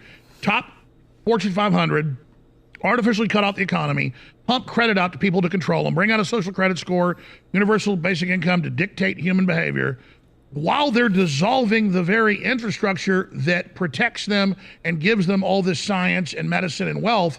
And then they're pretending like they're going to manage this and get rid of most of us, and then they're going to survive with what's left. That is the stupidest, dumbest thing if you've studied history. It's destined to fail. It's already failing. Oh, absolutely. But these people are completely arrogant and deeply narcissistic. They've been born into families or societies or systems where they're told for some reason they're somehow God, and they believe that they know everything, and they've never lived in the real world. They've never interacted with real people, and they're just spoiled children who've grown up inside of some silver spoon, coddled room, padded room bullshit. And they're fucking fantasists. And that's what happens when you reach a certain level of arrogance. You become a full-on fantasist like they are. It's a stupid idea, and it's absolutely destined to fail. What's unfortunate about it is it can't just fail in isolation. For it to fail, millions of people are going to suffer and die. And these people are not even going to have any they're not even going to have any empathy. They're not even going to feel bad for what they did because they've been born without it, because it's been bred out of them. It's absolutely and utterly disgusting. And what you said, this is the essence of what we face. It's not just a bunch of nerds and a bunch of... Chad, I don't really care about veganism. I like to eat meat. Bomboka! It just goes that far. I don't know, like, he wants to come and debate me about why it's good to eat plants and stuff like that. Just do your diet. I don't really feel like having this debate. There's bigger issues. Control freaks that want to get rid of competition and alpha males and show up the system and what they call the final revolution, ending the normal, healthy human cycle. It is the aristocratic, royalty, and inbred 20, 30 generations where, 300 years ago, if a king didn't lead an army, he would get assassinated. They haven't led armies in over 100 years. They lay around, and they're all just being pampered by sycophants, and they're totally delusional. Oh, the queen, the royal family, the monarchy, a moniker of respect, and they go to Epstein's Island. Chat, should I even upload this video, or am I going to get a strike? WL if I should upload this. Susan, all this is ironic. I don't support anything that these people are saying. I'm just reacting to it, and I'm entertained by it because they're goofy misogynists, but I don't believe in anything they say. Alex Jones is a bad person. Andrew Tate is a bad person. They should be deleted off every platform, and I'm glad that they were deleted. I don't support this. This is bad. I'm against God. And what else are they? I'm gay. I'm trans. I'm a trans person, Susan. I now go by she, her. And I'm gay. I love eating meat. Sorry, vegan gains. I love meat. And I'm trans. I'm a they, them trans person. I now identify as a woman. Call me Sneakita. Sneakita. I'm trans and I'm gay. And I'm just, these are racist misogynists. They deserve to be canceled. And anybody who agrees with them deserves to be canceled. Logan Paul is my savior.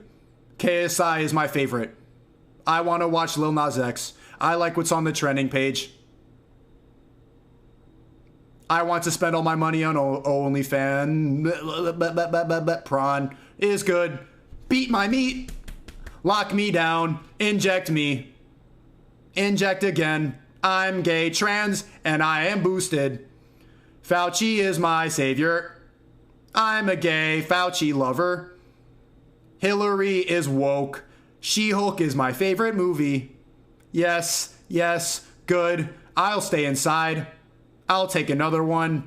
That's good. I'm a trans god hater. Lil Nas X makes good music. Twerk on the devil. Ha ha ha ha ha. Woke. Good. Yes. Sneakita. I'm a they. Good. With a technocracy deploying something, attacking the very system that they're living off of, they're jumping the shark, and it's going to fail. Oh, absolutely and utterly. You've completely nailed it. That's exactly what they're doing. And they have this supreme arrogance where they believe it's going to be okay. It's going to be okay for me because I have money. And to a degree, it saved them up until this point. And money can save you to a point. But it gets to, in certain places like Sri Lanka, for example, when there's a large enough uprising of the populace and people have finally had enough, the money didn't save them over there. And it gets to a certain point where people have finally had enough. Listen, we're all human. And we want to have... We're not all human. I am identify as a not human. I am a trans. I am trans. And if you don't go by my pronouns, then you are violent. Lasanabi makes good content. Yes, I agree. The government is my favorite. And I like the metaverse. Zuckerberg, yes, yes, yes, yes. McDonald's, yum. Prime, my favorite drink. I like to finish my day with some trans prawn and Prime. I like Prime in my body. The calories are good. I finish my day with a booster and some gay prawn, and I beat my meat and say hello to all my OnlyFans content creators. Yes, yes, yes, yes. Prime. McDonald's. I like Susan. Good, good, good. I'm gay. I'm gay. I'm gay. I'm gay. A family's bad. God is not real. Religion is oppressive and racist. Sneakita, sneakita, sneakita, sneakita, sneakita, sneakita, sneakita. I'm gay, I'm gay, I'm trans. Everything against me is misinformation. Yes, yes, yes, yes. Safe soy milk families and safe neighborhoods. We want to have consensual, beautiful relationships and marriages. We want to feel happy and feel good. And unfortunately, under some of these laws they're making and some of the societies they're trying to create, it is literally impossible for a full-grown man to have a happy, consensual relationship, feel safe and secure in his home, and enjoy raising his children. That's becoming impossible. And as soon as you make that impossible for people, there's going to be massive backlash. Amazing. You know, in the 20 minutes we've got left, you're a great interview. I want to try to shut up and just let you roll here for viewers and listeners. There's something I do with guests I really want to hear from. For the next 5 minutes, Andrew Tate, I'm going to give you the floor. Then I've got a bunch of questions I want to ask, but you've got the floor here. Millions and millions are going to watch.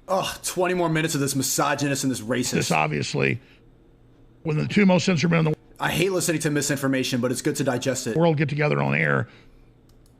Give us your treatise. Yeah, I have a lot I can talk about and a lot I can say, but I think that it's very, very important that we understand if we do not hang together, we will hang one by one. And it's important. Hanging one by one is good. Togetherness is bad. I want to stay alone and cover my face. It's important for people to sit here and think, well, he got banned. Maybe banning is good. He was too extreme. This guy got banned. Maybe he said this one bad thing once. He got banned. Maybe the media has a point. They don't have a point. If they had a genuine point, and they weren't. The media is good. The media is always right. The media has every single point. Zuckerberg is always right. Afraid of open debate and discourse, then nobody would be getting banned at all. And they're pushing things far too close to the barrier, and they're doing that on purpose because they fear different ideas. I do believe that God has a plan for the world, and his plan is not to allow. God has no plan. God is the devil. These people to completely and utterly burn it to the ground. I do believe that we're in a period of a redemption arc for humanity. No, humanity needs to plug into metaverse and become trans. Things have gotten dark now, but a ball always hits the bottom before it bounces to the top.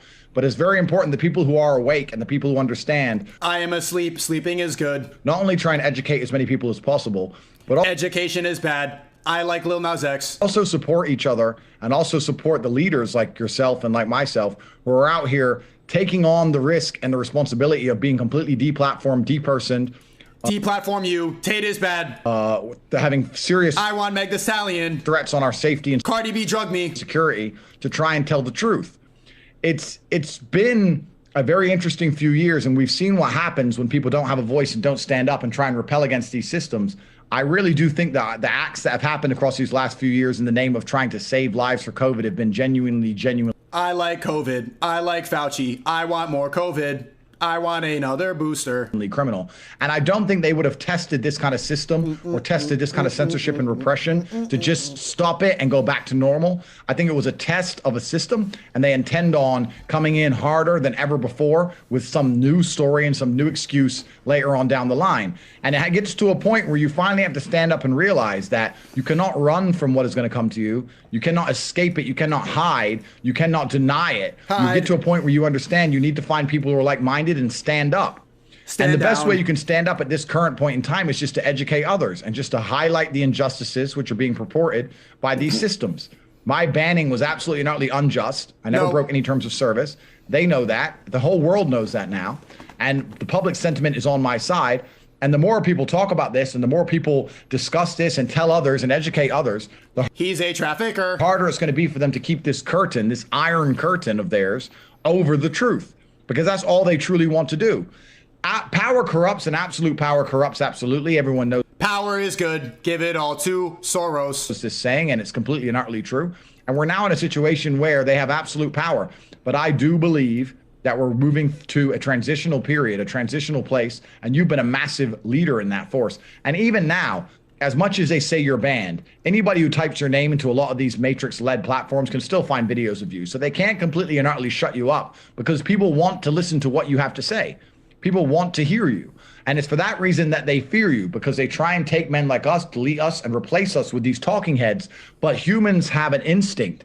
And that instinct allows us to feel affinity with somebody. Instinct is bad. Human connection is evil. They can hear your voice or mine and know they want to hear what we have to say because they know we have character and we're integral and we have morals.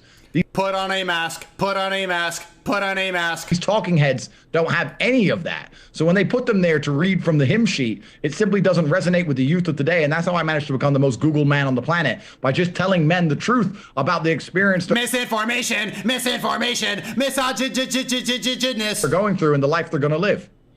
It's a really interesting period of human time. And I've really been appreciative also of your support and the support of the other mainstream characters who stood up and said, listen, this has gone on long enough. Well, it certainly has. The people are hungry for freedom. Let's talk about how the enemy is going to strike back, because they're definitely in trouble. The whole world's turning against them. But I'm really concerned about false flags ahead of the midterms. We already see them cutting the power off all over the world. They said we're going to go big with environmentalism and power outages in the undercover video from Project Veritas about 8 months ago. We now see that happening. How do you see these control freaks striking back? Well, this is what's scary, is because power and energy is the absolute base for any country on the planet. If you don't have energy or power, you have nothing else. You don't have security, you don't have safety, you don't have food production, you don't have absolutely anything. So they're going down to the very, very core and very, very crux of humanity now. Once power outages start becoming a mainstream thing, it's not just about not being able to turn on your television. It's about crime. It's about people dying on the street. It's about emergency services. It's about food production. It's about so many more important things. And it's truly evil. But when you get insulated like these people are at the level they're at, completely insulated from the consequences of their own actions, they're prepared to sacrifice a few pawns in their own mind to try and win the chess game. And that's what they see us as. They see us as disposable and expendable. And yes, we're living in 2022. We're living in a society and a world which is very, very... Did you just say we live in a society? very technologically advanced. There's no reason for anywhere to be running out of power. We've had electricity for long enough. And when that starts happening, to believe it's some kind of accident or coincidence is asinine. It is impossible in the current world we live in, with all the current resource and all the smart people on the planet, and the fact that we all know we need electricity, and the fact that we had all the electricity we needed in the 80s, to now be here 40 or 50 years later and say we can't generate electricity. That is clown world fantasy. And the globalists said they were going to cut the power off. They cut off thousands of coal power plants here alone, while China builds 3 a week. They have shut us down. This is warfare against the West, because the Western ideal cannot operate when the globalists have all these other countries under slavery. People will aspire to Western freedom, and so it has to be gotten rid of. Can you speak to that? Oh, yeah, completely and utterly. And they have to change society and change the basis on which society is run. Society was run in the West on the premise of freedom. You can come to the West, and if you comply with the law, we will provide you with freedom. They've realized that, like you said, that doesn't give them enough control, and that's what tyrants are obsessed with. So they want to replace freedom with safety, because it's the only thing that people will accept their freedom. Keep me safe, keep me safe, keep me safe. Sneakita has arrived. I am she, they. Tate's a misogynist. Ban Sneako from all platforms. Sneakita, I'm gay. Cover your face. Cover your face. Ha ha ha ha ha. My favorite time to scroll on my app, TikTok. China, take my info. Sneakita's feeding you info. Ha ha ha ha. Time to reproduce. OnlyFans, assemble. Sneakita, watch trans porn. Ah, take my money. Sneakita, Sneakita, snip, snip your wee wee. Snip, snip, snip, snip. Grow some titties. Okay, wait. Being taken away for. We're going to take all your freedom away, but don't worry, you're going to be safe. You'll be safe from the common cold. You'll be safe from whatever else. So they're trying to destroy our freedoms and replace it with safety. Now, to replace freedom with safety, you need to convince people that they're in danger. How do you do that? Well, you either create a media spin and convince everyone the common cold is somehow deadly, or what you can do is you can cause blackouts, cause mass crime rates to increase, cause mass famine, and put people in danger for real. Because when they're in real danger and they're really scared, then they'll really sign up for safety. If there's only going to be one town in the whole state that has electricity, you're going to agree with whatever piece of paper they make you sign, whatever rules you have to agree to, you're going to agree to get in. And that's what they're trying to do. And they admit that. Club of Rome, Bilderberg Group, and its spokesperson, Klaus Schwab, WEF, says, we're going to get rid of the old system, that's the Great Reset, to build back better, and you're going to have a universal basic income with programmed tokens. Build back better, 666, good, good, good, twerk, twerk, twerk, Cardi, Cardi, Cardi, B. That tell you where and how and when you can spend that money. I mean, that is beyond the mark of the beast. Oh, absolutely, because if anybody understands the world, understands that every single system on the planet is absolutely and utterly corrupt. The judicial system's corrupt, the law system's corrupt, the medical systems are now corrupted. Everything's corrupt. So any system that involves humanity at any level is going to have a degree of corruption. And if you think they're going to give you these tokens and it's going to be somehow fair and non-corrupt, you are a idealist at best and an idiot at worst, probably a combination of the two. I often say to people, if you go to a poker game and there's no referee and there's $5,000 at stake, do you think people would cheat without any kind of referee? And people say, well, yeah, probably. So if you understand that people will cheat in a poker game or a basketball game for menial amounts of money without any kind of judge or referee, how are you going to sit and then believe that the most powerful people on the planet to control nations and control entire populaces are not going to cheat and bend the rules? Of course they are. This is human nature. That's absolutely what they're going to do. They're not going to risk losing. So they're going to cheat and lie and be corrupt their entire way. That's the only thing they're interested in, is absolute and utter power. Let's talk about something that doesn't get enough attention. Yes, we know we're deplatformed. Yes, we know we're demonized because we're pro-human leaders. Yes, we know the power structure is scared. But I see this all over Instagram, all over Twitter, on the street. Every time I go out, people go, man, I used to be a really big listener. Are you still on air? Only a minority of our hardcore, really smart people go to Infowars.com or go to your website or understand that they're the ones that have got to get the clips and get them out on their own platforms or on the establishment's platforms. So I know people watching today are like, well, that's common sense. You know, I tell everybody, about Tate's website or Alex Jones's website. But this is a war. The propaganda wouldn't be necessary if the situation was hopeless.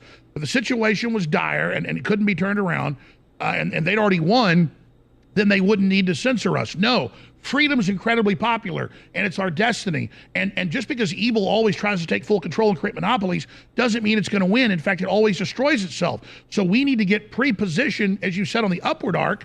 I believe we're going to get into better times soon. We have to get pre-positioned and realize even the sociopaths out there that keep going along with tyranny, they get way further ahead going against the system. And I think that's going to be the biggest part of the tipping point we've already reached. Not just good people saying no, but even people that are just mercenaries saying, this is a destructive system, this isn't empowering me. So on those 2 points, I know you've got several websites and we put them on screen, but it's critical that everyone say, we're all Andrew Tate, we're all Alex Jones. We are all Sneakita. We are all Sneakita. Gay pride flag in chat. Drink prime. Sugar. Poison. Yum. Yum. Time to go to Walmart. I like to throw it back on TikTok. I'm going to put my 12-year-old on TikTok. My 12-year-old kid is going to have gender-affirming therapy. I'm going to let my wife make all the decisions. Sneakita, Sneakita, Sneakita. Susan is good. Logan Paul is my favorite. Yes, yes, yes. KSI, ha, ha, ha. I like when you encourage prawn for 12-year-old boys. Yes, yes, yes, yes, yes. I am trans now. Sneakita, Sneakita. We are all going to promote what is being attacked by the enemy because we know whatever they're attacking is the antidote to the poison. So I'm going to ask all the viewers and listeners, take this interview and share it. Go to Andrew's website. Go to my site. Share these clips. Take clips out. Show it to your employees. Show it to your boss. Show it to your church. Show it to everybody because this is what the bad guys don't want you to know. That means it's got to be magnified and amplified. So again, the best site for people to visit. Yeah, absolutely. You're completely right, though. The enemy wants Remember that you can take this whole stream and post it on TikTok. Show them that I'm trans now. Sneakita, sneakita. Go viral on TikTok easily with my clips. Yes, yes, prime, yes, prawn, good, trans.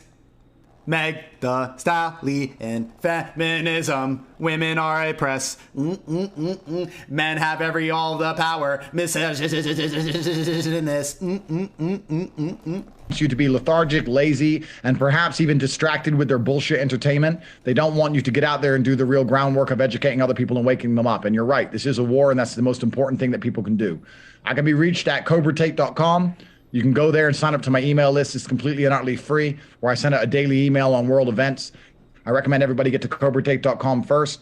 I have some other products on there. I have the War Room, which is my private network for people who think exactly like I do, 5,000 people all around the world, which is the War Room. It can be accessed through the website. But cobratate.com for now, the mailing list is free, and I look forward to speaking to people on there, and I keep the whole world updated with my life. We got about 6-7 minutes left, and you got to jump on a plane, and I've got to do my Thursday show. We're going to be airing this on the Monday show and post. Chat, the Creativity Kit is where I have regular Discord calls. Tomorrow we got a call at 4 p.m. Jordan Welch is pulling up. We're having a big finance talk. Somebody who is a young entrepreneur, who's made a lot of money. He's a young millionaire. He has a great YouTube channel. He's smarter than me. He's been helping advise the Creativity Kit. Now I'm going to have him on a call. So 4 p.m. tomorrow. Remember to tune in for that on the Creativity Kit. The Discord section is where you can find it. We're having a networking call. And so I stream every single day. Patreon.com/Sneako. You know where to fucking go. You know the vibes. My main channel just posted a documentary, all that. It to ban.video. And so that's the coordinates of victory, folks. Don't wait for orders from headquarters. Go to the sound of the guns, as George Washington said back during the Revolutionary War. We are going to win this thing together. Your brother, there was a clip I played a few weeks ago on the show, right when you first got banned, where he read a Bible. Also, chat, we have Tristan Tate coming on Thursday for a big interview. So remember, 5 p.m. on Thursday, Tristan Tate is coming on. Bring some questions. Be prepared. Last time I had Tristan Tate, we had a lot of terrible questions, but I want to have a good high IQ discussion. I don't just want to talk about low-level bullshit. I'm going to be able to find a way to tune it down. And Tristan Tate is a violent misogynist. I disagree with everything he says. He's a bad person. He should be canceled too. He's very bad, but I want to call him and disagree with him. But make sure to come with good questions on Thursday, 4 p.m. with Tristan Tate. Verse on here. And literally said, this is full mobilization. Everybody's got to go to Rumble. You're also done a deal with Rumble. That's beautiful. That's all exploding. When I say switch to Rumble, let me hit you with Matthew 7:24-7. Everyone who hears these words of mine and does them will be like a wise man who built his house on the rock. And the rain fell and the floods came and the winds blew and beat on that house, but it did not fall because it had been founded on the rock. And everyone who hears these words of mine and does not do them will be like the foolish man who built his house on the sand, and the rain fell and the floods came and the wind blew and beat against the house and it fell, and a great fall it was. Start today, move to Rumble, move your social media. Sneako live on Rumble. To get her. Let's get on these apps that are run by real men who want to hear discourse, who want to hear different people's opinions, different people's points of view. And this is the future of the internet. What's beautiful about genetics, but also then will and leadership, your dad being world champion chess player and so much more, is the left acts like physical brawn means you're stupid. But in my experience, I found a lot of times the most physically prowess people also are the greatest mental prowess. But it's just beautiful to know that it's not just we got Andrew Tate, but then we've got your brother who is, I think, just as articulate and as and amazing as him. And so it's almost like a double head hydra. And can you speak to trying to boost and magnify your brother, who's already a big top fighter and so much more? Let's talk about your brother. Yeah, absolutely. My brother's an amazing man. He's the best brother anyone could ever reach for. W. Tristan Tate, hope he feels better soon. His face is messed up right now from fights. That's why I wasn't able to do the stream today, but he's going to get better real soon. And we have an extremely close relationship. That's something else that the Matrix tries to do. It tries to separate brothers from one another, and it tries to separate men from one another. There's nothing wrong with men having an affinity with each other and working together. The way of man has always been to be in war, to be in armies, to be in gangs, to be in clans. This is how men have always been. This is how we operate the best. This is how we keep each other in check. That's where we bring out our best powers and prowesses. And I often say to men out there, that's what the war room's for, to find other men on your wavelength healthy competition, to test each other, to challenge each other, and to bring out the best of one another. And they want you isolated as a man, because when you're isolated, you don't have so much power. The lone wolf, the idea of Rambo being all by himself and being lone wolf, is a bit of a fallacy. You need a team, you need a network, you need people who are on your side, people who support you, people who understand you and where you're trying to go. That's what the War Room's doing in a digital form. But my brother and I, in the real world, yeah, we're the closest we could ever be. And he's an amazing guy, and I know he'd love to come on the show and talk to you as well. I'd love to get him on, so just name the time, or I need to get in touch with him. I know you gave me his number, but I've never gotten in contact with him. I should. But what you said is key here, and we're reaching this point where it's like Fight Club. I haven't talked to you about this before we went on air, but I would imagine you're getting way more support, way more high fives from people everywhere now that it's 100% clear that you're the enemy of the establishment. So there's a paradox. As long as people support us and boost us, we'll just become more effective for humanity. So people shouldn't buy into the lies that just because the enemy attacks you, that means you're losing. When in truth, as long as we keep fighting, we're going to win. Absolutely. They've martyred us, and they proved us completely and utterly right. They proved us right. Now no one can come along and say we're incorrect anymore.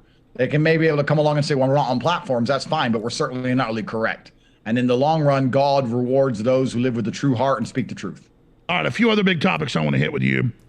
What is Europe going to do as they try to bring in new lockdowns, as they say flatten the curve by cutting your power off, don't take showers anymore? How does that tie into blaming Russia? I'm not a Russophile. I'm not blindly supporting Putin. I know what he is, but the West admits they overthrew the government 8 years ago in Ukraine, put weapons in. I know special forces that have been there, training people to kill Russians in the ongoing war over the last 8 years. I know Green Berets, I know Navy SEALs that have been there helping kill Russians, and they don't even like what's happening. But they've been over there under orders for 8 years, killing Russians to get Putin to finally come in.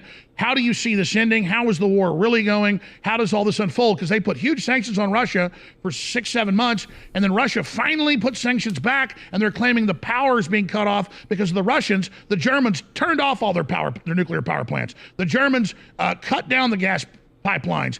Northern Europe's got more gas than the U.S. They won't pump it. I mean, it's the left cutting the energy off, not Vladimir Putin. It's the left starting the fight with Russia. So that should just stall, but your take on all that. No, you're completely and utterly right. And it's actually going to be a rude awakening for these idealists to be snapped into the real world. All these people who have Ukraine flags on their Instagram bio are now not going to be able to afford their own energy bills. And you're going to learn that realism and the real world, if you ignore it for long enough, has a habit of coming back and slapping you in the face. All of the politicians in Europe have seemed to forget about their own constituents, to just be obsessed with somehow fighting an unwinnable war in Ukraine and some other country. And the populations are starting to have enough of it. We don't want you to fight an unwinnable war on some faraway land. We want hot water in our house. That's why we elected you. And how long are you going to ignore our needs and continue to talk about some other war in some other place? People are starting to wake up. The head of the German economy. Ukraine flag in bio is the #1 sign of bot. I agree with what Twitter tells me to. That economy minister said yesterday, get used to not having craft small businesses. You're not going to be open anymore because of energy. Only big businesses are. Same thing they did with COVID. It is a direct open war. Then one of the top German ministers said, we don't care what the voters want. We're going to war with Russia. So just in closing, where do you see that hubris going, and how do you see this Ukraine situation that's so dangerous ending? Or where is the way out of this? The way out, which the West do not want to accept, is that the war is unwinnable and they need to sit with Putin and agree to some terms and to stop being tyrannical and stop trying to put weapon systems on the border and stop trying to expand NATO. The way out is for the West to finally accept that they've been wrong and to just to do a deal with Putin and allow a certain degree of Ukraine to... Can't put your ego to the side and never do a deal with Putin. That's not going to happen. That's the only way out, though, right? Fall. The way out is going to be hard for them to accept because they've been preaching nothing but the opposite for so long. But as the populations run out of hot water, as the populations can't put gas in their cars, there's going to be mass civil unrest. And any politician who even cared about his own people wouldn't be concerned about the war in Ukraine. He'd be concerned about all the repercussions of it. These people are bought and sold, and they are dancing to some other tune coming from somewhere else, from high above, and they have been told to annihilate their own economies and destroy their own constituents to try and take part in a war which is completely and utterly unwinnable. And as more and more people realize that, there's going to be mass civil unrest in Europe in the coming months. I totally agree. I totally agree. And there already is massive unrest. And if the left thinks, as Schwab said, Klaus Schwab, they're going to parlay that into people accepting the Great Reset. No, you go to the rallies in the U.S., Canada, Brazil, Germany, France. Everybody's protesting Klaus Schwab, Bill Gates, and the New World Order. I got to say this in closing. Andrew Tate, it is a real pleasure to be in the same league as you. I admire you. Your strength is my strength, and I appreciate what you've done, and it just feels good to be part of the Great Renaissance, the Great Awakening, not the Great Reset. And so, as Patrick Henry said, you know, those of you that want to serve tyranny, crouch down and lick the hand that feeds you. But as for me, give me liberty or give me death. And as Teddy Roosevelt Alex Jones said, it is the man in the arena, whether you win or you lose. That's the animating contest. That's the exhilaration. And we are the men in the arena. Andrew Tate, thanks for being strong. Look forward to having you on again very, very soon. It's a lot of amazing things that are going to be unfolding. And again, everybody should visit your website that's on screen right now and support what you're doing, because you, my friend, are among the few that are at the real tip of the spear. And together, we're going to help lead humanity out of this tyranny, back to the real human order and to the stars and beyond. Andrew Tate, thank you so much. Thank you, sir. Thank you very much. Ladies and gentlemen, that was a powerful interview, one of the most important we've ever done. I hope you'll share it with everybody, and I hope you'll understand that we are the vanguard, the avant-garde, the front lines of this fight. And please support Mr. Tate, because even if he was a bad guy, the enemy's scared of him. He's a good guy, ladies and gentlemen, and I am fully in support of him. Please also realize my new book. I want to read this book too. Chat, let's continue. I want to watch Gay Frogs, a deep dive.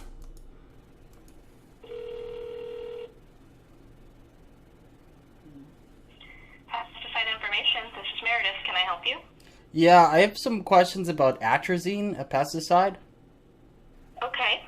Are they putting chemicals in the water to turn the frogs gay? Is this a prank call? No.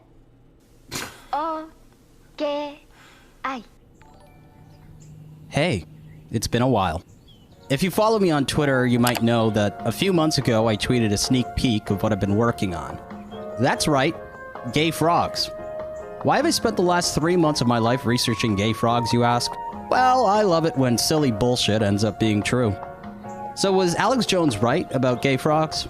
That's what we're going to investigate in this video here. So don't just pay attention for when he gets canceled, for when he's in court, for when he makes one mistake, for when you investigate your whole life, or when you put your whole life into investigating conspiracy theories and to try to uncover the truth. You're going to be wrong once in a while. He was wrong, and now the only thing that the bots focus on is the one time he's in court, is the one time he's under pressure, because when you're speaking the truth, it makes them uncomfortable, and they attack the person instead of the system. So the fact that he was right about frogs being gay should wake you up. Why the fuck is this conspiracy true?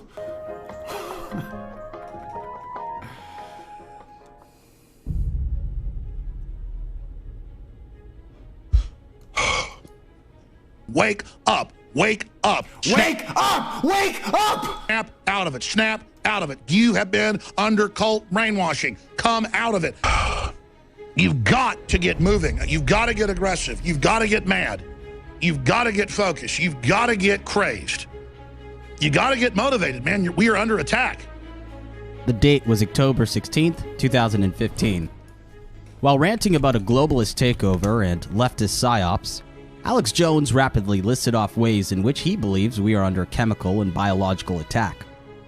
Everything they give us is to hurt us. Shock claim, world's on the brink of 50-year ice age. Scientists claim zapping brains with magnets can treat belief in God.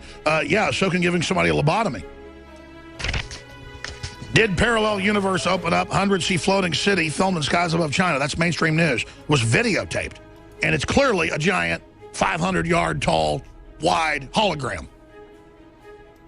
Chat, drink bottled water. Drink good bottled water. Don't drink Dasani's bottled tap water. Don't drink that water coming out of the sink that the government is trying to tell you. New York City is encouraging. They have commercials now saying, drink New York City tap water. I never walk outside without drinking my New York City tap water. It's disgusting. They are trying to fucking make you weaker. They're turning the frogs gay with the water. Why would you want to drink that? Why does the government have commercials for tap water? Think about it. What the hell are they selling? How are they profiting off of that? Yeah, there it is, the gay bomb.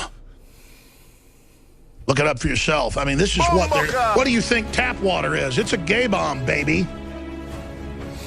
And I'm not saying people didn't naturally have homosexual feelings. I'm not even getting into it, quite frankly. I mean, give me a break. You think I am like shocked by it, so I'm up here bashing it because I don't like gay people? I don't like them putting chemicals in the water that turn the friggin' frogs gay. You sound homophobic and misogynist and problematic. Why would you say that? You're triggering me. What, do you hate me or something? Do you understand that? Serious crap. I'm sick of being social engineered. It's not funny. Something that struck me. It is funny the way he's acting, but I understand his anger. He's been trying to uncover the truth for years and years and years and years, and the mainstream media just keeps calling him a liar. They keep saying he's putting on an act. They keep calling him a character. They say he's a grifter when he's trying to wake you up. I understand the frustration. While watching the full broadcast was that although it's the quote, "It's a gay bomb to turn the frogs gay," it's not fucking funny, that Alex Jones is most known for, he spends no more than 10 seconds on the topic of gay frogs. He just sort of peppers it into his rant and moves on without offering any sort of explanation. I guess that's why it's so memorable, because it's baffling how angry he gets, and it just seems to come out of nowhere. If I was going to be able to find out whether or not he's right about chemicals in the water turning frogs gay, then I needed more context. Luckily, he clarified his statement to Vine sensation Logan Paul. Now, is this the gay frog that you were talking There's about? a reason Logan Paul starts with an L. No, this is not the atrazine gay frogs. By the way, you pull up major universities, folks, and I'm not against gay people. The point is that atrazine artificially demasculates men, it over-feminizes women, and causes cancer. And where is that found? Where is the... Also, birth control. Birth control is the devil. A lot of what they promote as good and as woke and as birth, it's destroying you. It's meant to fuck with your hormones. Whatever. The food, the water, everything. You're saying atrazine is basically in all of our tap water. It's in everything. We're just inundated in it. So you believe Don't believe me. Don't believe me. I was covering like 10 years ago a Berkeley study and then a South African study and a UT study going, wow, look, almost all the frogs don't now want females. They want to have sex with males who don't produce eggs, so the frogs are dying. And I said, it's making the frickin' frogs gay. So the chemical that Alex Jones was referring to is called atrazine. It's used mostly on cornfields to eradicate broadleaves. Atrazine gets into the drinking water through agricultural runoff. An estimated 33 million Americans have been exposed to atrazine through their taps, according to data from water systems nationwide. In 2003, it was banned in the European Union. A wide range of studies have identified atrazine as a possible human carcinogen and an endocrine disruptor. In frogs, it's been associated with increased estrogen production, decreased fertility, gonadal deformities, altered sex ratios, complete sex reversal, and hermaphroditism. In 2002, a Berkeley endocrinologist named Dr. Tyrone Hayes published a study in the Proceedings of the National Academy of Sciences called Hermaphroditic Demasculinized Frogs After Exposure to the Herbicide Atrazine at Low Ecologically Relevant Doses. Here's a clip I found of Dr. Tyrone Hayes explaining his work. Hayes is testing the effects of chemicals like atrazine, a common herbicide. We have a whole family of animals where we've eliminated the female chromosome. Specimen 01. These animals that we know are genetic males have been exposed to atrazine That looks like a toy. Is that a real... their entire life. And many of these genetic males now are turning into females. I mean, pretty ironic with that earring, but... Trans frogs, man. Sneak the frogs is you can crazy, see bro. he's got eggs that kind of look like they're in a sack. These are actually yolked eggs ready to be laid. What's happening is you're skewing sex ratios. You can get genetic bottlenecking, which can cause crashes. And quite frankly, if you're a genetic male, it'd be nice if you developed as a genetic male. And now we have a chemical very common in the environment that's effectively sex reversing animals. So, does atrazine turn frogs gay? Honestly, there's not much evidence that it does. Look, here's the thing. Fine. Listen, I'm gonna be honest with you. Maybe he's just crazy, Chad. Actually, no, I think he's just a wild conspiracy theorist. I think he's homophobic and transphobic and misogynist. I'm kind of retarded. Although Hayes has reported such findings, he's never published any research about gay frogs. Instead of gay frogs, his published research shows that low doses of atrazine can cause feminization of male frogs. Feminization refers to hermaphroditism, intersex, full sex reversal, and eggs inside of testes. Tyrone Hayes is known for studying the endocrine disrupting effects of atrazine, especially the feminizing and chemically castrating effects. He has published his peer-reviewed research to top-rated journals for decades now, and is a well-respected scientist and professor, so why not believe him? Well, that's because on Wikipedia it says that no one has been able to replicate his work. Additionally, it says that the U.S. Environmental Protection Agency, as well as the Australian Pesticides and Veterinary Medicines Authority, reviewed his work and concluded that atrazine doesn't negatively impact amphibians. Well, Tyrone Hayes had research that showed that, like, it feminizes frogs, so he was finding intersex frogs and, Yeah, I'm familiar with his research, actually, but it was never able to be... Actually, maybe that's just how the frog identifies. Maybe that's the frog's truth, and you're not accepting it. Okay? Frogita. Verified, so I think that people are not really sure what exactly the element was in his experiments that were causing that sex changeover. But I mean, it's definitely interesting, and you know, people have numerous researchers have attempted to, you know, re-verify his results, but they have not been able to. Now, this seemed strange to me. From what I knew from my own research, there are plenty of studies showing that atrazine does in fact have adverse effects on amphibians. So is it possible that these two regulatory agencies are wrong? To find out more, I contacted 3 scientists, all of whom were on the EPA Scientific Advisory Panel during the risk assessment of atrazine. Their names are Daniel Schlenk. I had a different guy call me up one day and say, "Dude, am I gonna turn it?" Dude, literally, dude, are the frogs gay? To a girl? Jason Rohr. I just happened to focus in on atrazine early in my career because it regularly produced results that were different from the traits of animals in my control treatments. And David Skelly. So, for your own field studies, you found hermaphroditic frogs in suburbia, right? Oh, yeah. In our meta-analysis, I believe that we did find support. It just wasn't always consistent. But that was also almost certainly a function of the fact that the feminization results drew much, much more attention from Syngenta. Syngenta wasn't a fan of Tyrone. Tyrone wasn't a fan of Syngenta. And so I think there was a lot more effort being put by Syngenta to come up with counter examples to Tyrone's studies. There are data suggesting that atrazine may have effects on reproductive organs in humans, and so frogs are not humans, but they are vertebrates. They have a lot of similar traits as humans. Not all, but there are some similar traits. And He's dancing around it. I think Syngenta was very worried that there might be concerns that humans might have offspring that either have both types of gonads, ovaries and testes, or that their male offspring would have female traits. And I think that's a scary thing for a lot of parents. And he knows the truth, and he's just really trying to play it safe like a politician. Unquestionably something that Syngenta would want to avoid. Do I think that Syngenta was concerned about the PR outfall? I cannot tell you, but I can tell you what they did, and what they did was they tried to really destroy his career, in my opinion. So they were afraid.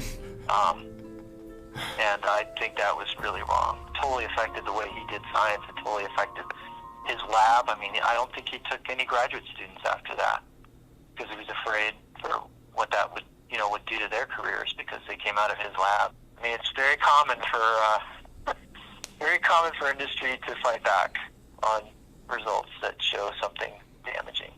In this video, I'm going to explain to you why the EPA's conclusion that atrazine has no adverse effects is purposely misleading. But first, let's start from the beginning. The year was 1997, and Tyrone Hayes was kind of a hotshot. After developing a screening test which detected hormonal disruption, his work caught the eyes of Syngenta, who contracted his laboratory through a financial conduit called EcoRisk to examine the endocrine disrupting effects of atrazine on amphibians.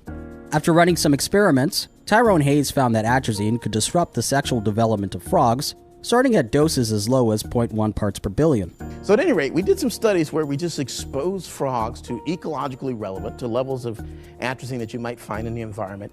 And we literally just asked, our hypothesis was, does it do anything? In laboratory studies, Hayes observed reduced larynxes in 80% of male frogs. And this is the craziest shit I've ever heard, and it's true, and it just proves the fact that why is the government putting this in the water? Why are they trying to turn us gay? That's what this proves.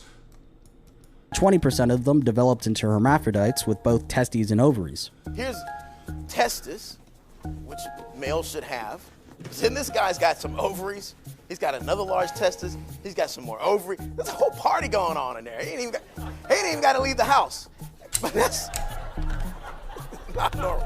All I mean is that frogs are not naturally hermaphroditic. And people get confused.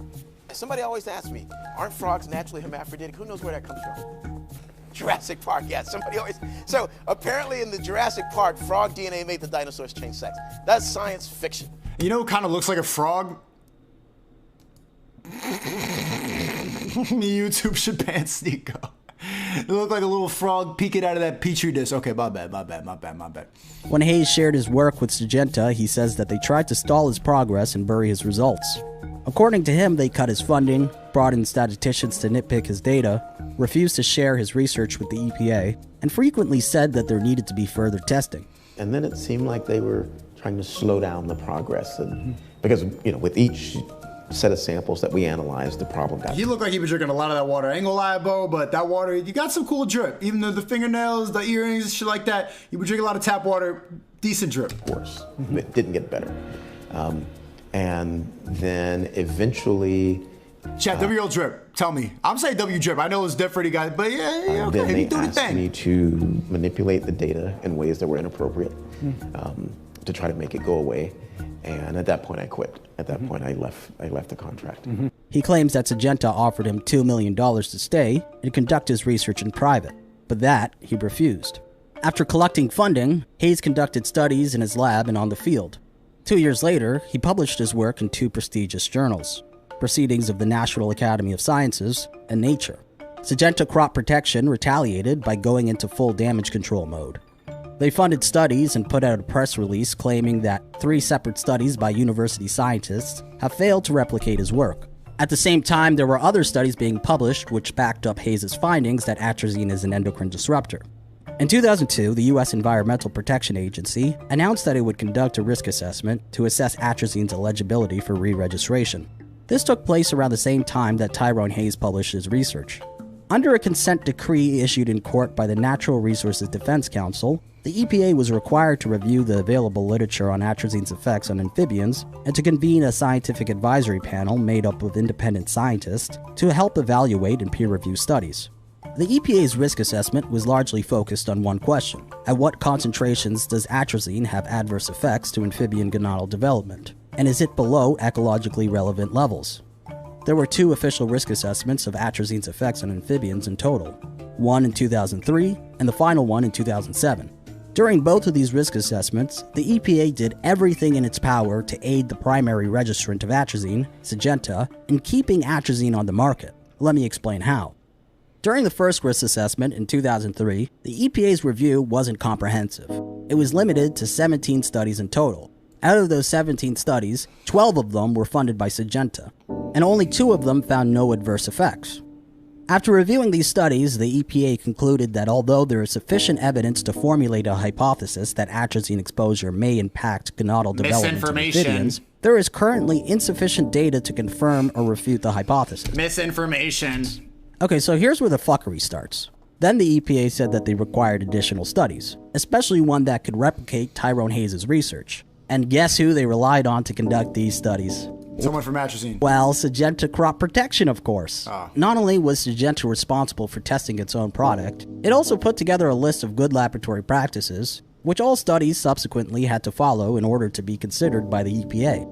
The EPA even admits in its 2007 amphibian white paper that it was Syngenta who provided the agency with the signed and finalized version of this. This is why you can't believe a bunch of these studies and everything. Well, where does the science go to back it up? This is proof that all science and all data can be manipulated very easily. Study protocol. Sure, the EPA made decisions here and there, but they pretty much just left it up to Syngenta to create these test protocols based on their recommendations. This occurred after a former tobacco lobbyist and anti-regulation czar named Jim Tozy used a 2-sentence rider called the Data Quality Act, which he authored, by the way, and he used it to throw a wrench into the EPA's regulatory process of atrazine. The Data Quality Act is often used by special interest groups to challenge the legitimacy of scientific studies, which is exactly what happened in the case of atrazine. Citing the Data Quality Act, Tozy petitioned the EPA saying two things. One, that they don't have validated test methods for determining whether or not atrazine causes endocrine disruption. Two, he wrongly argued that the findings that atrazine caused endocrine effects had not been reproduced in any other studies. Anyway, so, the EPA then told Syngenta to create the testing methods and to conduct their own studies. After running 2 parallel tests and submitting them as one study, Syngenta returned to the EPA with the results. And lo and behold, Syngenta found that atrazine had no atrazine is perfect for you. Adverse effects. Because Syngenta collaborated with the EPA in designing the good laboratory practice protocols for assessing hormonal disruption in frogs, the EPA then said that every study has to follow those protocols, and any study that doesn't is going to be thrown out. The Environmental Protection Agency then threw out every single study in the open literature because they did not meet those good laboratory practice protocols. Even studies conducted before the good laboratory practice guidelines were set by Syngenta were retroactively considered to be either qualitative or invalid by the EPA. That's 36 studies in total, which suddenly don't meet the criteria to be considered robust enough to be... See, they can decide what's misinformation, and they can decide what they want to push as the truth. ...used to make a regulatory decision. You got to really make your own conclusions now. You got to look at cross-examine. You have to look at different sources. You got to look at different scientists, because look how easily it is for them to manipulate all of it. And the only reason they weren't considered robust enough is because they didn't follow these protocols made by Syngenta. So in the end, before the EPA made their conclusion in 2007, only one study remained that was considered to be quantitative and eligible to be the basis of a regulatory decision. And that study was funded by Syngenta Crop Protection. What we could talk about for a minute that might be helpful, though, is this good laboratory practice business. Yeah. So explain that. Well, I evidently don't do good laboratory practice. What it's allowed industry and kind of naysayer people to say is, well, they don't do good laboratory work. We do. It's a misnomer, right? What's that? It's a misnomer. To call it good laboratory practices when it's just checks and balances, basically. So they don't... Yeah, it's being used to tar and feather people who don't have the money to do the work the way that industry does. But the fact of the matter is that you can do everything that it says in a good laboratory practice manual and have garbage signs.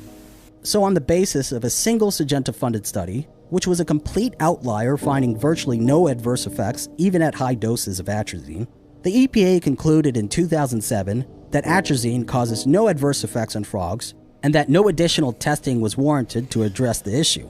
EPA convened a scientific advisory panel made up of independent experts to help them form a conclusion. However, the EPA didn't really have to accept their advice, and a lot of their advice was not even considered. In 2016, the EPA released a draft of their refined ecological risk assessment for atrazine. Unlike in 2007, where their conclusion was formed on the basis of a single Syngenta-funded study, in 2016 they included 55 studies from the open literature that were previously designated as qualitative and therefore dismissed. Based on a weight of evidence analysis which included these studies, they concluded that atrazine has possible risk to the metamorphosis, growth, and sexual development of amphibians. So at least they eventually acknowledged it. Yet on their website, it still says that atrazine has no adverse effects. Stop the caps! Same goes for Syngenta, who still touts the EPA's 2007 conclusion as scientific fact. In 2007, they determined it a closed discussion. Like, we're not going to look into it anymore. Yeah. So, I mean... I heard about that. In that case, it just seems like... Yeah, I was not very happy with that. So, I disagree with that approach. That's my opinion on that. In fact, I was a little bit upset that they didn't adhere to our recommendation to do multiple species and include the weight of evidence. But we're there to provide advice. They're there to make the decision. I remember the result very well. I don't think anybody on the panel, certainly I wasn't very happy with the idea that EPA hadn't funded the studies themselves and done them. You know, the EPA has a beautiful laboratory in Duluth where they do exposure studies. I have no idea why, and you know, in aquatic systems, I know some of the people who work there. I don't know why on earth they didn't have those people do that work. I have nothing to tell you. I don't get it. There is no valid reason. It didn't make sense, you know, it felt absolutely wrong that they had done it this way. Is it a common practice for the EPA to require multiple labs to replicate the findings of a single lab? I would say no, because it only used a single Syngenta-funded study to evaluate the safety of atrazine. If they want to apply that policy to Tyrone, then think about it. Ladion the bot says fuck Tyrone. It should be evenly applied to the Syngenta study, and they should have had an independent third party evaluate whether they could replicate the findings of Syngenta. So I don't know the answer definitively, but if they're going to have that be a policy, and I'm not saying that... That's not my Wi-Fi, that's his shitty Zoom call. Susan's trying to block it from him giving out this information. It shouldn't be. I think it would be a reasonable policy. It needs to be evenly applied to industry as well as to academics.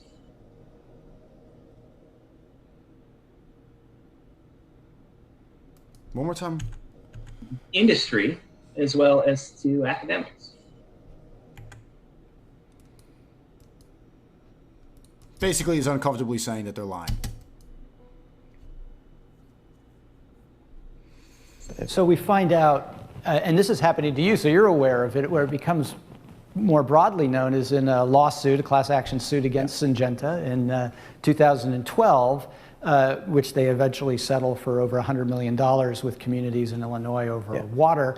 But in that process, in the discovery process, the notes of Syngenta and their records become public, and we find there that they, that they had written down and had records. And I was going through some of that, and it says they made a list of ways to discredit you, and those lists included have your work audited, ask journals to retract your articles, and this is all. They probably called him crazy too, right? Their language. Set trap to entice him to sue. That's my favorite. Set a trap. Who writes that down, right? Set a trap. Set a trap. It's like Bugs Bunny Road Warriors. Yeah, no one will ever read this. Investigate your funding and even investigate your wife. Jesus Christ, bro. In 2011, Syngenta's internal documents were released by the Madison County Circuit Court in response to a Freedom of Information Act request by investigative journalist Claire Howard. These documents showed that Syngenta discussed ways... Chad, how are people not having their minds blown by this information? We look at the same mainstream news every day. American water makes you gay! The tap water makes you gay! Literally! What? Did you hear that? You heard that? Susan? How is this not making everybody run around screaming right now going, I'm gay! I'm gay! The water makes you gay!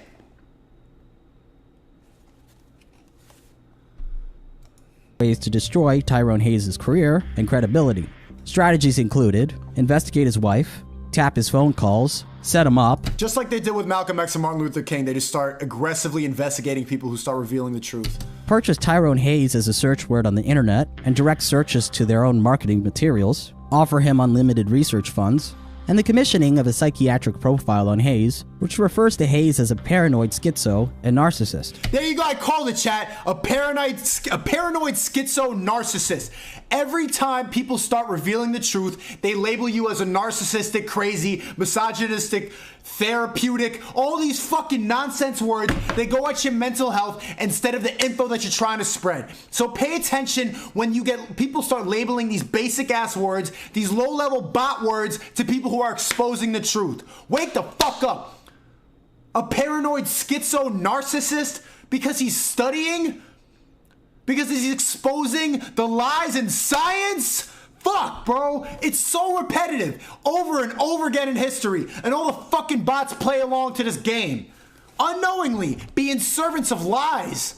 Notes from one memo reads, if TH, Tyrone Hayes, is involved in a scandal, the Enviros will drop him. Another note read, can prevent citing of Tyrone Hayes' data by revealing him as non-credible. Additionally, Syngenta hired a detective agency to investigate scientists on the EPA's scientific advisory panel. They looked into the personal life of a judge, and they paid 130 experts to appear as independent supporters without disclosing ties to the company. Syngenta's internal documents show that they routinely paid these experts to appear in the media and support the safety of atrazine. Documents show that people on this list were coached, and that their statements in support of atrazine were edited by the company. Court documents include an email Oh, but the sources state, all the medical information support this.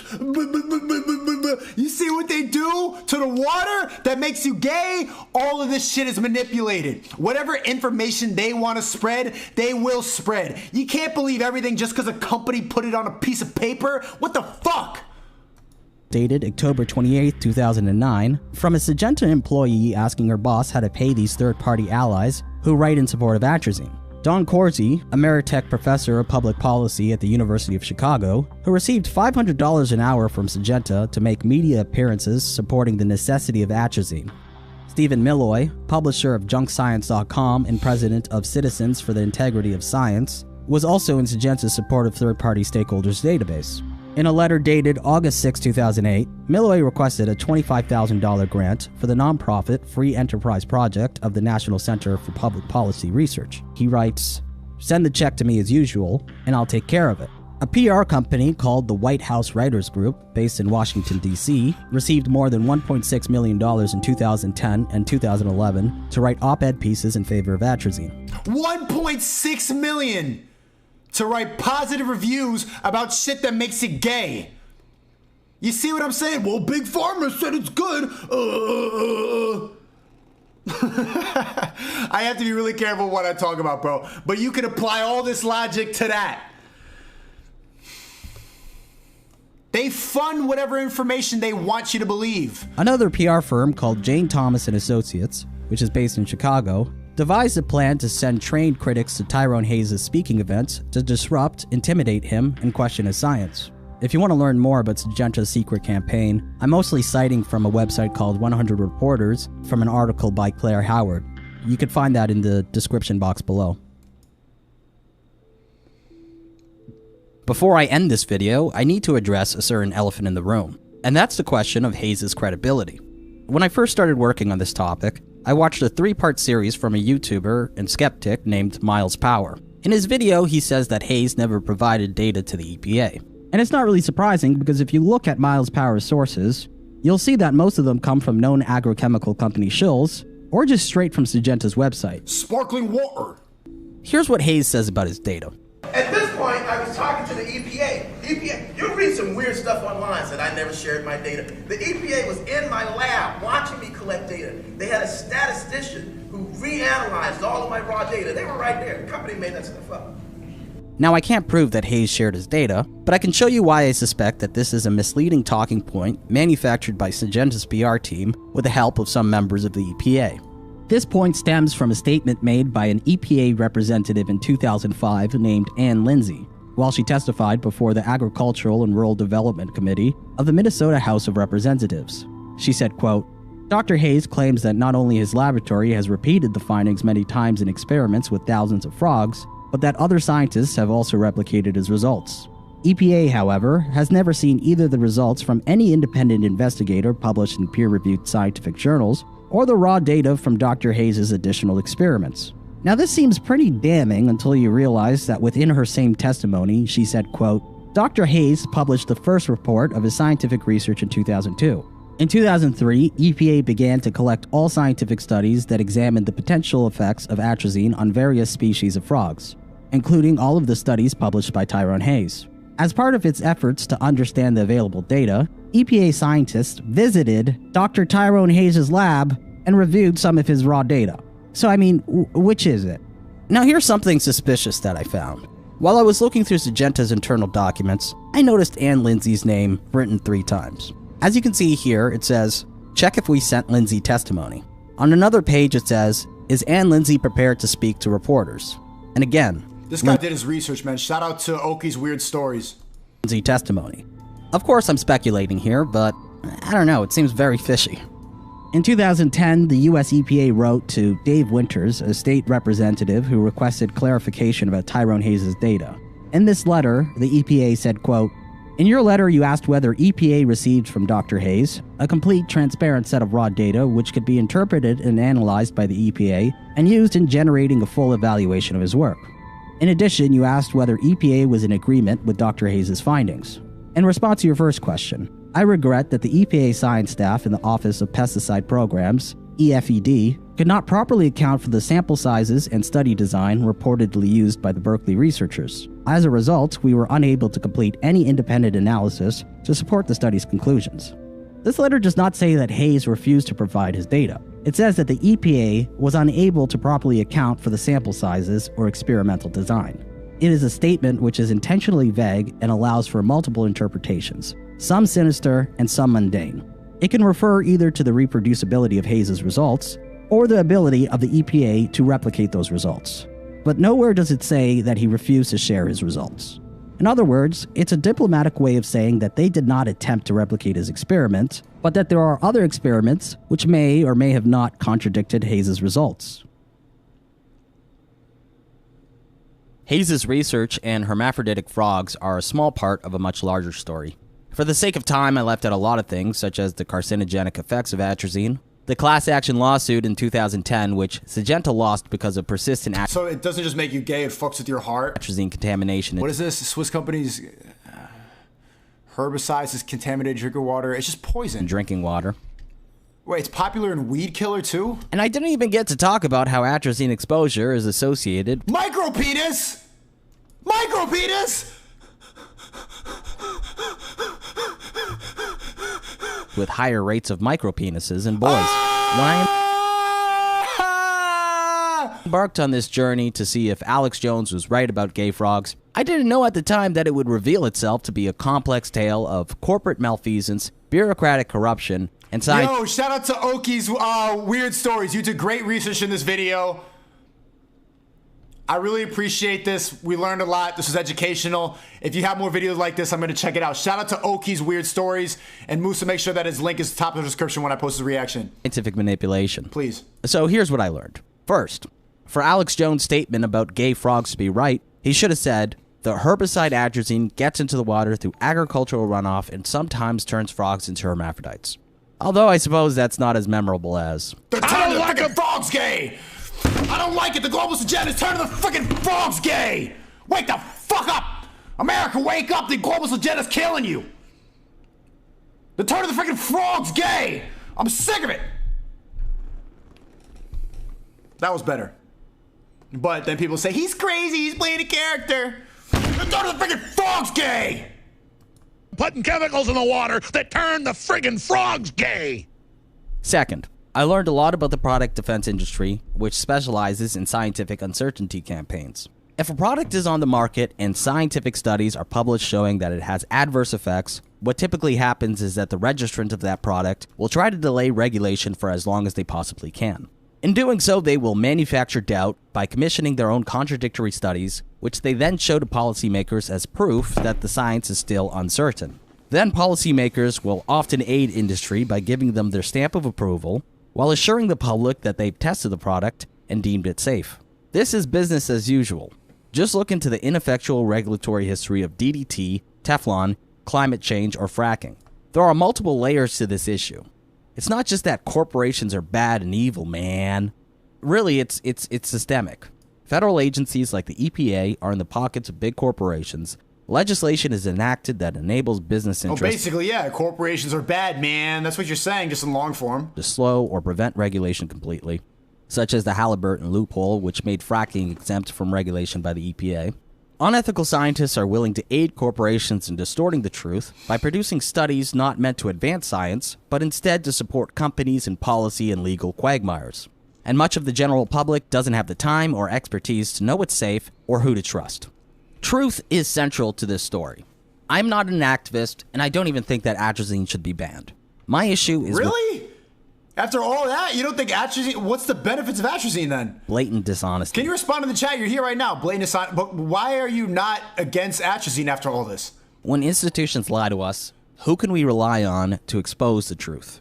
If The turn of the freaking frog's gay! That's the most reliable news source. regulatory bodies like the EPA are so compromised by political and financial conflicts of interest, who can we depend on to ensure that human interests don't take a backseat to economic growth and product sales? Additionally, how do we maintain the type of economic growth which our modern consumer lifestyles depend on without severe costs to human health and the environment? Sadly, I don't have the answers to these questions.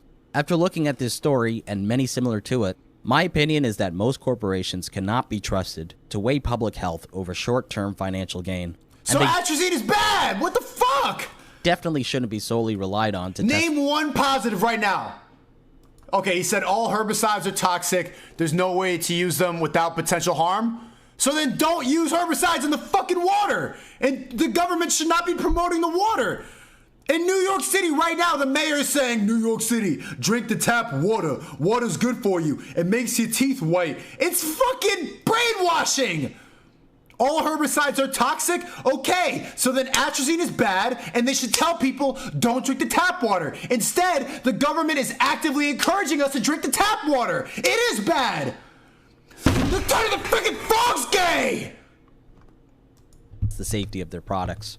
All I know now is that if a product poses a risk to the public, it's unlikely that most corporations will be forthright about it. Let me begin my questioning on the matter of whether or not nicotine is addictive. Let me ask you first, and I'd like to just go down the row, whether each of you believes that nicotine is not addictive. I heard virtually all of you touch on it, and just yes or no. Do you believe nicotine is not addictive? I believe nicotine is not addictive, yes. Mr. Johnston. Congressman, cigarettes and nicotine clearly do not meet the classic definitions of addiction. There is no intoxication. We'll take that as a no, and again, time is short. If you could just, I think each of you believe nicotine is not addictive. We just would like to have... They'll lie to make you dumber, weaker, and continue buying the products to use us as slaves and milk us of all of our natural souls and our natural energy. They don't give a fuck about you. Well, it keeps you safe when you do that, you fucking idiot. They make more money off of you. Have this for the record. I don't believe that nicotine or our products are addictive. I believe nicotine is not addictive. I believe that nicotine is not addictive. I believe that nicotine is not addictive. And I too believe that nicotine is not addictive. All right. Okay, so thanks for agreeing to talk to us. We have two clips prepared for you today. We're gonna. She's like, who the fuck? Like, she's already afraid of you because I know Asian body language right now. Black men talking to me. What is this? Also, camera on me. Should I put the mask on? I can't believe you got an Asian woman to say yes to a street interview. That's the hardest demo to hit. You see that turn body language, bro? Yeah, she's afraid of you. Show you the first one, and then I'm gonna come back. I'm gonna ask you some questions about it. And then after that, we have a follow-up clip, and then I'm going to ask you some questions about that. So Mira is going to come here and show you the clip. Okay, a nice, safe woman. You see the body language change? Now she stands closer. Now her shoulders are more rounded. Yeah, there it is, the gay bomb. Look it up for yourself. I mean, this is what they're... What do you think tap water is? It's a gay bomb, baby.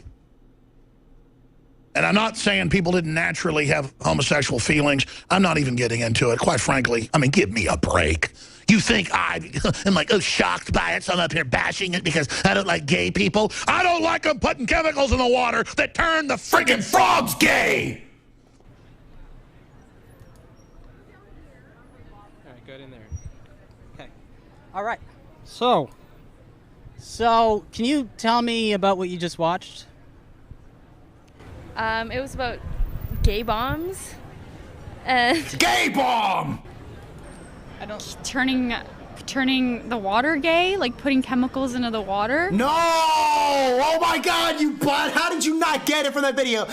Literally, like they're turning like literally, dude, literally the water's gay. No, most people will never wake up. Most people will just be like, what? That's like kind of weird. Is someone gonna flirt with me? Come on. Like I don't understand. He knows what he's talking about. What he's saying is there's chemicals in the water. The government is putting chemicals in the water that are turning the freaking frog skin. What? That's crazy. That's a yikes for me. Not the water. Let's go get a White Claw. I don't. One more time, shout out to Oki's Weird Stories. This was great. Great video.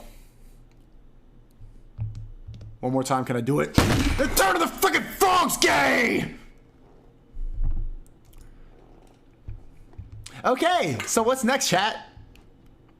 Another conspiracy video? Recycling is literally a scam! Ironically, in Minecraft, I don't know those against TOS. So you're a plastic company. You teamed up with oil companies to create a miracle product that can do pretty much anything. It's cheap, durable, easily accessible, and easy to mass produce. What more could you ask for? I know, I feel like I'm dreaming. And by the 1980s, you're in your prime. The only problem is plastics can't be destroyed. They just keep piling up and up and up. Now, this is actually not a problem for you. The more plastic that piles up means the more plastic you're selling. They're turning the friggin' trash gay! But the real problem is the general public. See, the masses crave to feel that they're good people, that they're the righteous ones, the moral ones, fighting against evil.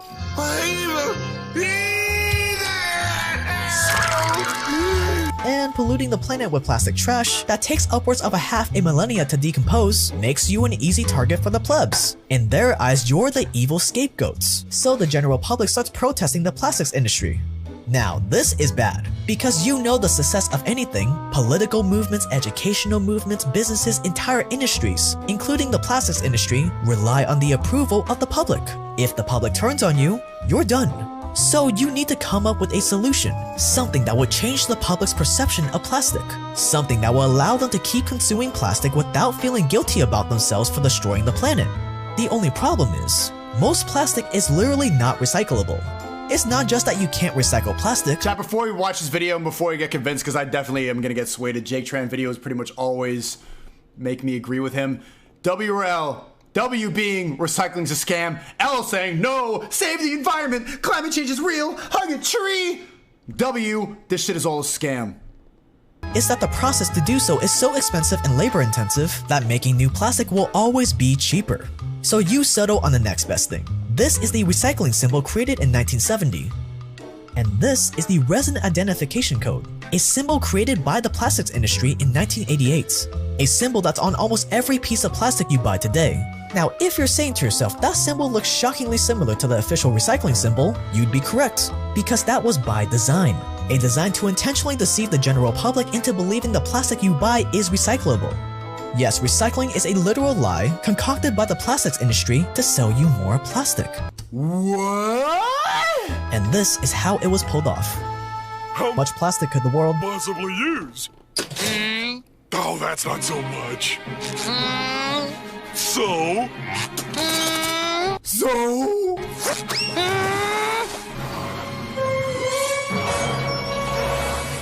I had no idea. You can even recycle your bicycle, cause all metals and plastics are recyclable. So reduce, reuse, recycle.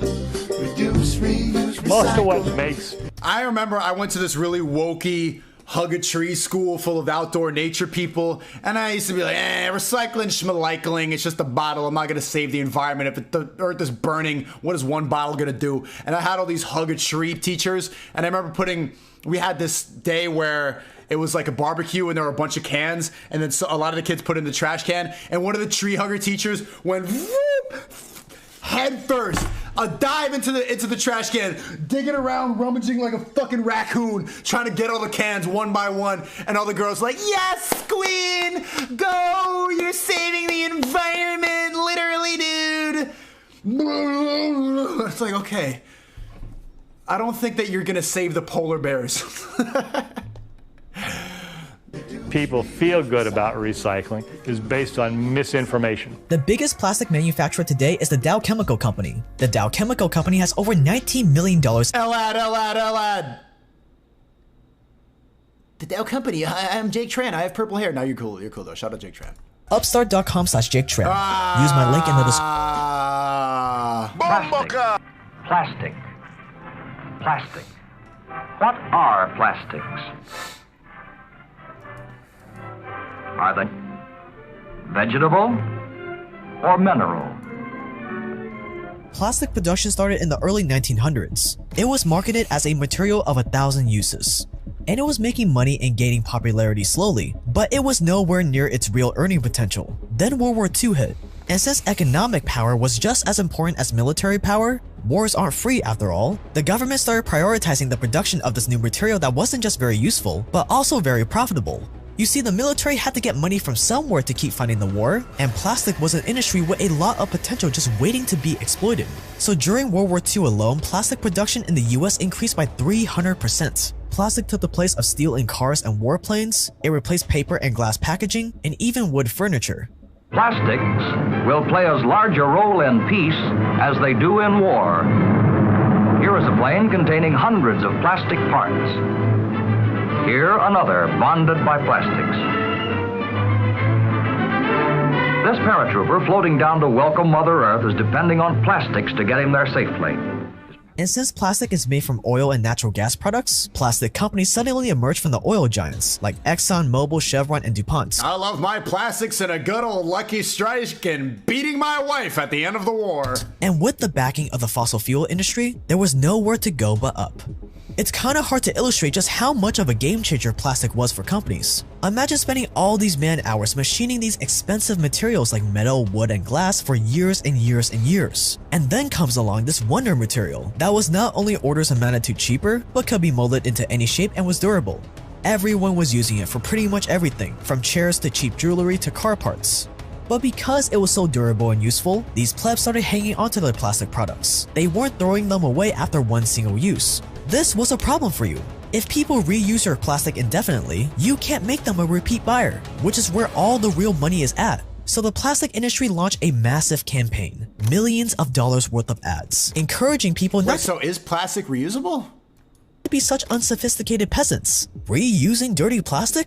Ew. Just throw it away after one use, what's the harm? It's so cheap to replace. And it started to work. But then came the hippies.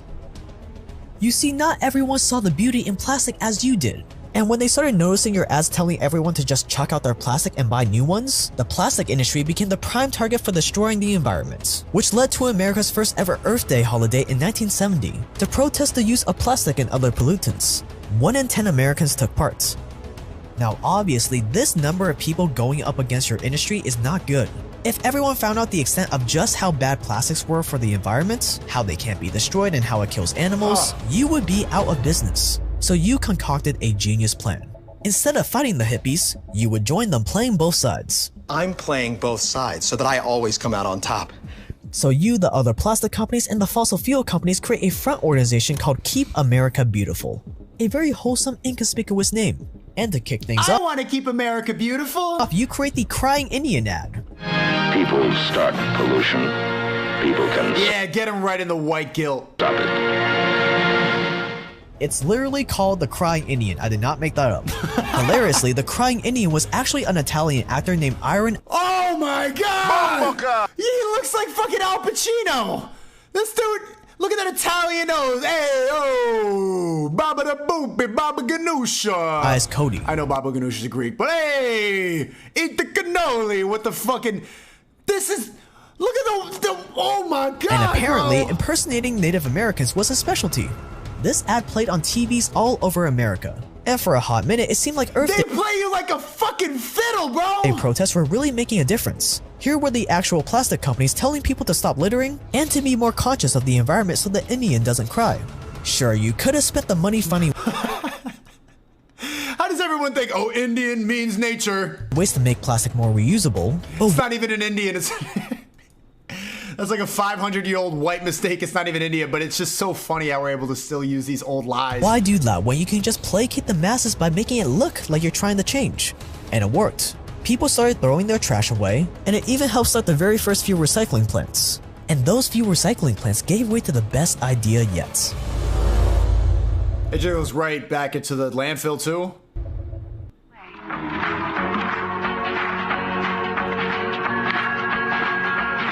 And now, I am what I've always wanted to be. By 1970, plastic products that were recyclable, like milk jugs and soda bottles, had the official recycling symbol stamped on them. That is good news. Plebs don't have to feel guilty anymore about buying plastic milk and soda bottles. The bad news is that milk and soda bottles make up just a tiny percentage of all the plastic out there, with most of it not being recyclable. But there is still hope. What is most of it? The public mind has now associated this symbol with being good for the planet. So brainwashing. All you have to do is latch onto that association. So you come up with your own version of the recycling symbol. You make the arrows a little bit thinner, you slap a number in the center of it, and then you lobby to slap this symbol onto every plastic product in existence. Here's the official recycling symbol, and here is the resin identification marker, or resin identification code, concocted by the plastic industry. There are 7 different resin identification codes, yet realistically, only 2 out of the 7 types of plastics can be recycled. But it worked. Consumers didn't know what these big numbers meant. All they saw was what looked like a recycling symbol. So they just assumed that all plastic products with this symbol were recyclable. Buying plastic no longer meant that they were destroying the planet, so they kept on consuming. When in reality, you knew the truth. That plastic recycling would never work, that it would always be too expensive, that plastic degrades every time it was recycled, so it could only really be reused 2 or 3 times. But that didn't matter anymore, because the public's guilt was satisfied. If the public thinks the recycling is working, then they're not going to be as concerned about the environment. And although these codes should have made the life of recyclers easier in theory, because they can now easily separate what is recyclable from what isn't, it had the opposite effect. It made recycling almost impossible now, because people were throwing way more junk into the recycle bin. In the US, we're recycling less than 50% of our bottles and cans. Join PepsiCo in the recycling of every last bottle and can. PepsiCo, one of the biggest corporations in the world, right? And the advertising campaigns didn't end there. Hundreds of ads, hundreds of campaigns, all encouraging people to recycle their plastics so they could protect the planet. One plastic lobbyist famously said, "What we need to do is advertise our way out of this." The bottle may look empty, yet it's anything but trash, says one ad from 1990, showing I want somebody, J-Tran, make a video about how much BBLs are contributing into the plastic consumption. Plastic bottle bouncing out of a garbage truck. It's full of potential. We've pioneered the country's largest, most comprehensive plastic recycling program to help plastic fill valuable uses and roles. Do the right thing, it's an obligation, and your planet will thank you for your cooperation. I'm reusing this plastic jug and making it into a funnel and a tool holder. Jars for nuts, bolts, screws, nails. Reuse it for the future. It's worth it. These ads were made to look like they came from environmentalists, when in reality, it really came from the fossil fuel companies behind all this plastic in the first place. Bombaka! Why? Whenever the public became outraged, you would fund more recycling initiatives, and when the public died down, that funding was pulled. With all this advertising came the introduction of single-use plastics, like straws, shopping bags, bottled water. A material designed to last forever was being thrown away after one use. But don't worry, because you can recycle them, building up the industry's revenue to an insane $1.2 trillion a year. Cigarette companies and the Diamond Cartel are often credited as some of the greatest marketers of all time because of the feats they pulled off, but their practices eventually became somewhat well known to the public. But the plastic industry? Today, hardly anyone even knows about the ruse that was pulled off. Some recycling makes sense. Reusing aluminum saves lots of energy. But just about everything else is a scam.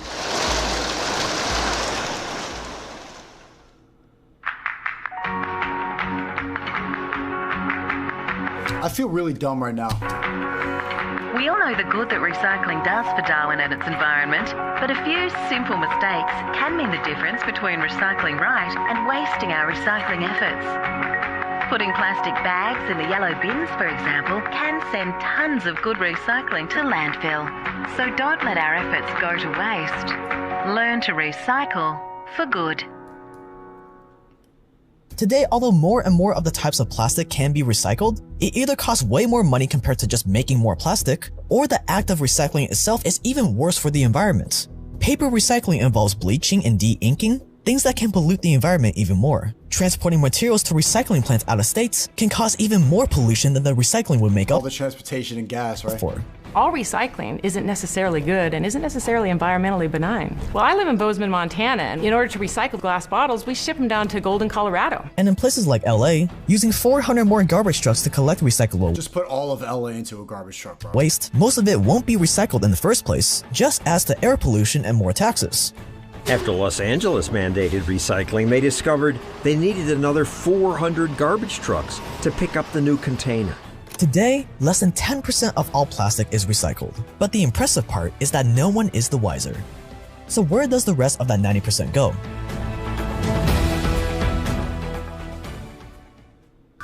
When you look at plastic, you know how it helps Don't things. these commercials seem so propaganda and goofy now that you know the truth? Yeah, there's happy music here, and listen to what the corporations are saying. It's good. Stay fresh and safe and light and unbreakable and strong and easy to carry. But take another look. Plastic also saves energy because it helps make cars lighter to save gas. And plastic insulation helps save energy at home. Even these strong plastic bags help save energy because they take less energy to make than other grocery bags. To learn more, call this number for a free booklet. And take another look at plastic. Most of the 300 million tons of plastic waste produced each year that isn't recycled ends up in landfills. But not all of it ends up there.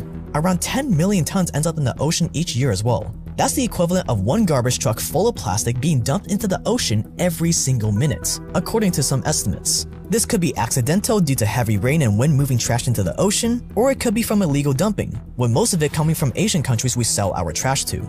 And since plastic isn't biodegradable, most of it slowly breaks into smaller and smaller pieces over time. These tiny pieces of plastic are called microplastics, and they either form a sludge layer in the middle of the ocean or end up being eaten by fish. Aww. And no matter if you're a raging environmentalist SJW or a hardcore conservative, this creates a problem for you. Not only does it kill marine life like dolphins and whales, we all know about that, but that same plastic ends up seeping its way into practically everything we eat. It's in the delicious sushi I'm addicted to, other forms of seafood, it's in the salt taken from the ocean water, it's in things that don't even come from the ocean like fruits and vegetables, with apples having the highest concentration of microplastics, and broccoli and carrots trailing Bro, what the fuck are we supposed to eat then, man? How do you avoid this? behind, and sometimes it's even found in the air we breathe. Decades of plastic use have contaminated our air, water, and soil. Eating just a bite of an apple can now mean eating hundreds of thousands of bits of plastic at the same time.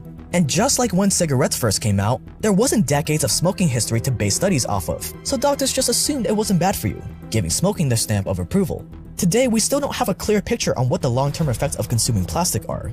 Yes, we love plastic so much that we've become one with the same material concocted by plastic and oil giants. Now, if you watch this channel, you know that I am not the biggest fan of taxes or a giant all-consuming government. That's why I'm not going to use this opportunity to push you guys to support more government programs funded by taxes, more regulations. Team trees, right? Like every environmentalist. Instead, I'm going to push you guys to donate to Team C's. Alright, cool. Shout out to Jake Tran, you woke me up. Chat, we got a creativity kit call tomorrow at 4 p.m. We got a special guest, Jordan Welch. Tune in for that. We're going to have a great talk. We're going to all make money in network. I'm doing 3 calls a week now, Monday, Wednesday, and Friday in the Creativity Kit. That's thecreativitykit.com. My Discord is discord.com/invite/Sneako. It's not in the link today because the link in the description is my new documentary out on my main channel. Everybody's saying, Mr. Old Sneako, get off of my dick. That's my new favorite video that not one of my favorites. How to View Women is up there. Check out my main channel if you haven't. My documentary is just uploaded today. I really got no other reason to push that than it's just art. My main channel is now going to be my art channel. It's a movie, bro. If you already put a W if you saw the documentary. Put a W if you saw the documentary and you fuck with it. Not if you didn't like it, you need to put it. But put a W right now for the people who didn't know. Check that out. Link in the description right now. That's the only link that I want to promote. But all my streams get re-uploaded to patreon.com/Sneako. That's where you can find this stream. Look at all the W's, bro. Look at it. Yo, I appreciate you for fucking with that. Follow me on Instagram at Sneako. My Twitter got suspended. You know what it is. You know what it is. Kelly, W5%. Shout out to all my female viewers. Kelly Christine, I love you. She's $10. Said God showed me how much he loved us by sending his son into the world so that we have an eternal life through him. That's real love that he loved us and sent his son as a sacrifice to take away our sins. 1 John 4, 9, 10. Kelly Christine, do you want to get married? Shout out to my 5% female viewers. Is she hot, chat? I don't know. Nope, she's a woman of God. She's probably in a good relationship. I don't want to get interfere with that. Follow God. God is good. Protect yourself. Protect your energy. Make sure to look and find me on also Rumble. Sneako Live on Rumble. I got a Telegram too. It's not in this description, but you can find in the description of recent videos. I got a Telegram you can follow. They're going to keep on trying to silence me, but I'm able to bob and weave, bro, because I'm trans now. I'm gay. I'm Sneakita from now on. If you use Sneako, you a dead namer. That's transphobic. Peace out, chat. Have a great night. Stay safe. God is good. Allahu Akbar!